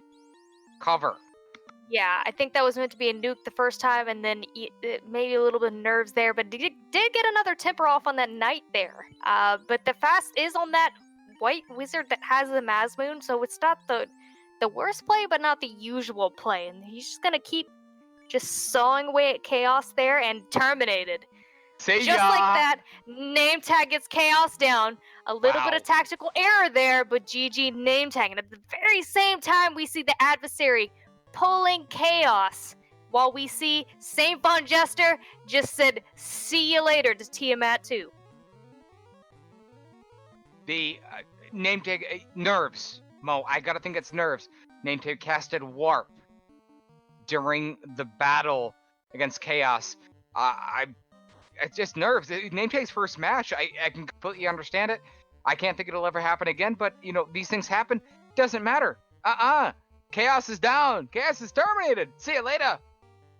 Yeah, I agree, Will. I've been there, done that. Seeing you guys menu fast, I've tried, and sometimes I have to slow myself back down. But in the bottom right-hand corner of your screen, we see the adversary coming out with those Invis 2s, buffing his party. It looks like the knight is in the second slot. I think that's a red wizard, and then a white wizard following that. Being very defensive at first, but I think he's about to throw a Brack out. Might do that. SVJ has pulled the Chaos fight. What a great match. Adversary with a little bit of lead. There's the attack 222 from the Maz Moon. For adversary, there's Swirl from Chaos against SVJ. We know Chaos doesn't have much. We think Swirl is probably the most damaging thing. There's a Brack from adversary trying to replicate the previous success. Not gonna work. 162 from adversary into Chaos. 189 again. Meanwhile, SVJ trying to take out Chaos. Bring up a Cure 3. 4 Light Warriors in pretty decent health, using a little bit of healing for SVJ. Great match here for, I believe it's 7th place in this great match. There's Nuclear. Mo, there's the Nuclear. We didn't see that very much. No, we've only seen it on a couple runners, and it's kind of been selective in the order that it actually rolls out in. Most fur runners have been able to get past it. We do see adversary has a white wizard down there on the, I would say a knee, but it's more of like a stomach at this point. Down to a knee, down to a stomach, down to something. The white wizard is still standing. Adversary trying to adjust. Meanwhile, SVJ, left side of your screen, lower left, chipping. Firing lightning 3 for 49 damage. There's the knight for 367. Starting to cure the knight, trying to keep the knight alive. Chaos attacks for nothing. Adversary gets hit with fire 2 from Chaos. Not too much. Continuing the attack. There's 119. There's more chip damage. This is a great match right here. SVJ and adversary trying to take down the ultimate final fiend. Trying to get and finish this. Quad X. Quad X is no good from SVJ.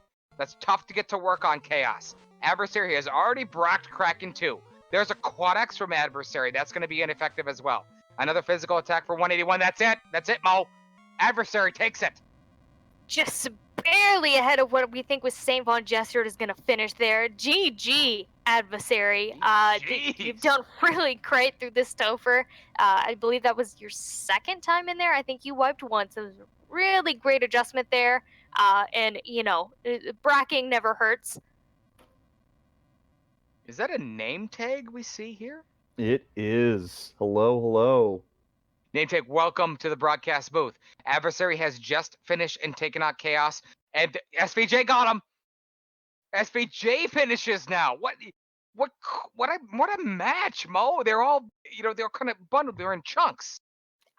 I agree. This is what I was talking about a couple of minutes ago, is that all of them are about to kind of get to chaos at the same time. And that's really exciting to see from just a viewer perspective, and even more so from a commentary, getting to just look at all of these people taking different strategies, different spell orders, just all getting chaos down.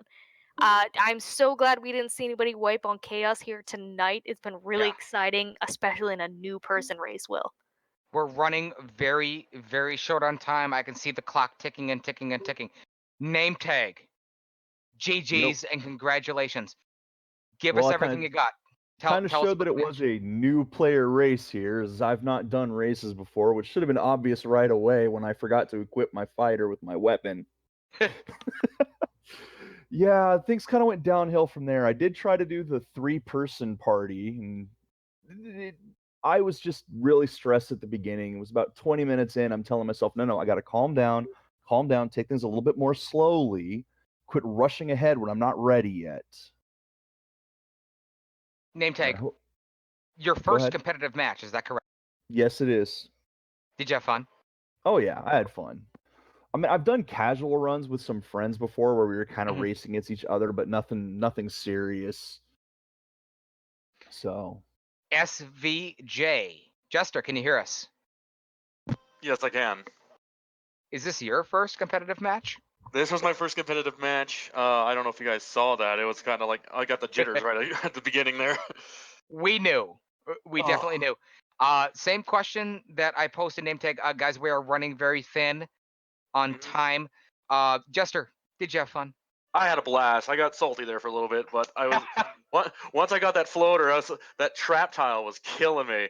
And once I got out of there, it was just easy going after that. I just had to just take it calm, and my next one's going to be hopefully less jittery as I do this. SVJ, how many times did you dive into Ice Cave? Oh, I don't know. It took me like 30 minutes, so a lot. It's okay. We've definitely been there. Is Adversary here? My comment is. 3 players. We had you all. You were all moved into the mainstream. You weren't featured all night tonight, but you were all in there for all your victories and all your killings of chaos. So certainly you can sit back and watch this replay as it is that you wish, but you were all there and you all finished in a big cluster. And me and Mo kind of talked about it. This is kind of what we expected. Jester, we talked to you. Name Tape, we talked to you. Adversary, I think it's your 3rd match.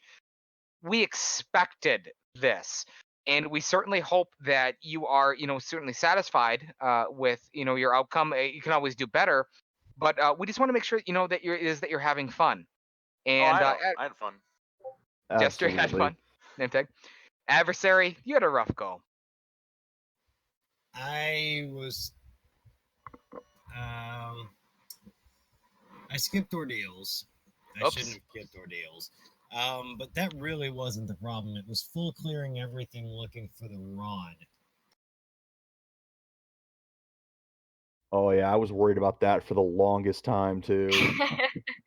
Yeah, I believe that was in Waterfall from the robot next to the ground. There was also in a loose chest there.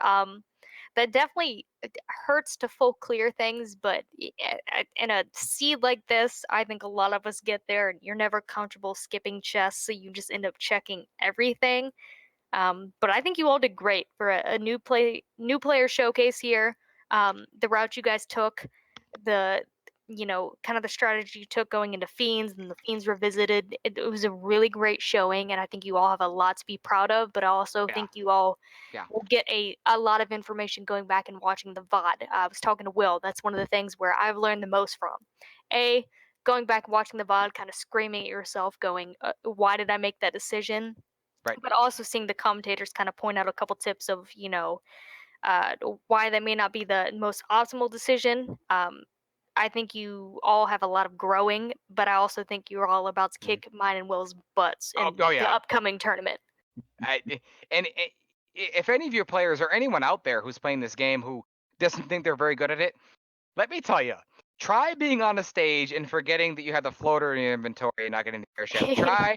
Try playing the defending champion on a grand stage with 1,000 people watching you and not having the cube and trying to go in there, or forgetting to buy the loot. I've done it. It happens. You learn, and you certainly you grow from it. And there's so much that you can learn, especially when you're paired with other people who are learning as well. And Mo, you yourself are still learning. You learned a valuable lesson last week about resurrecting the black belt. And during the broadcast tonight, we talked about resurrecting that black belt, putting them in that top slot, and exactly how the numbers work with a potential melee attack. And our players tonight, multiple players tonight that can learn from that and potentially adjust their strategy and beat me next week.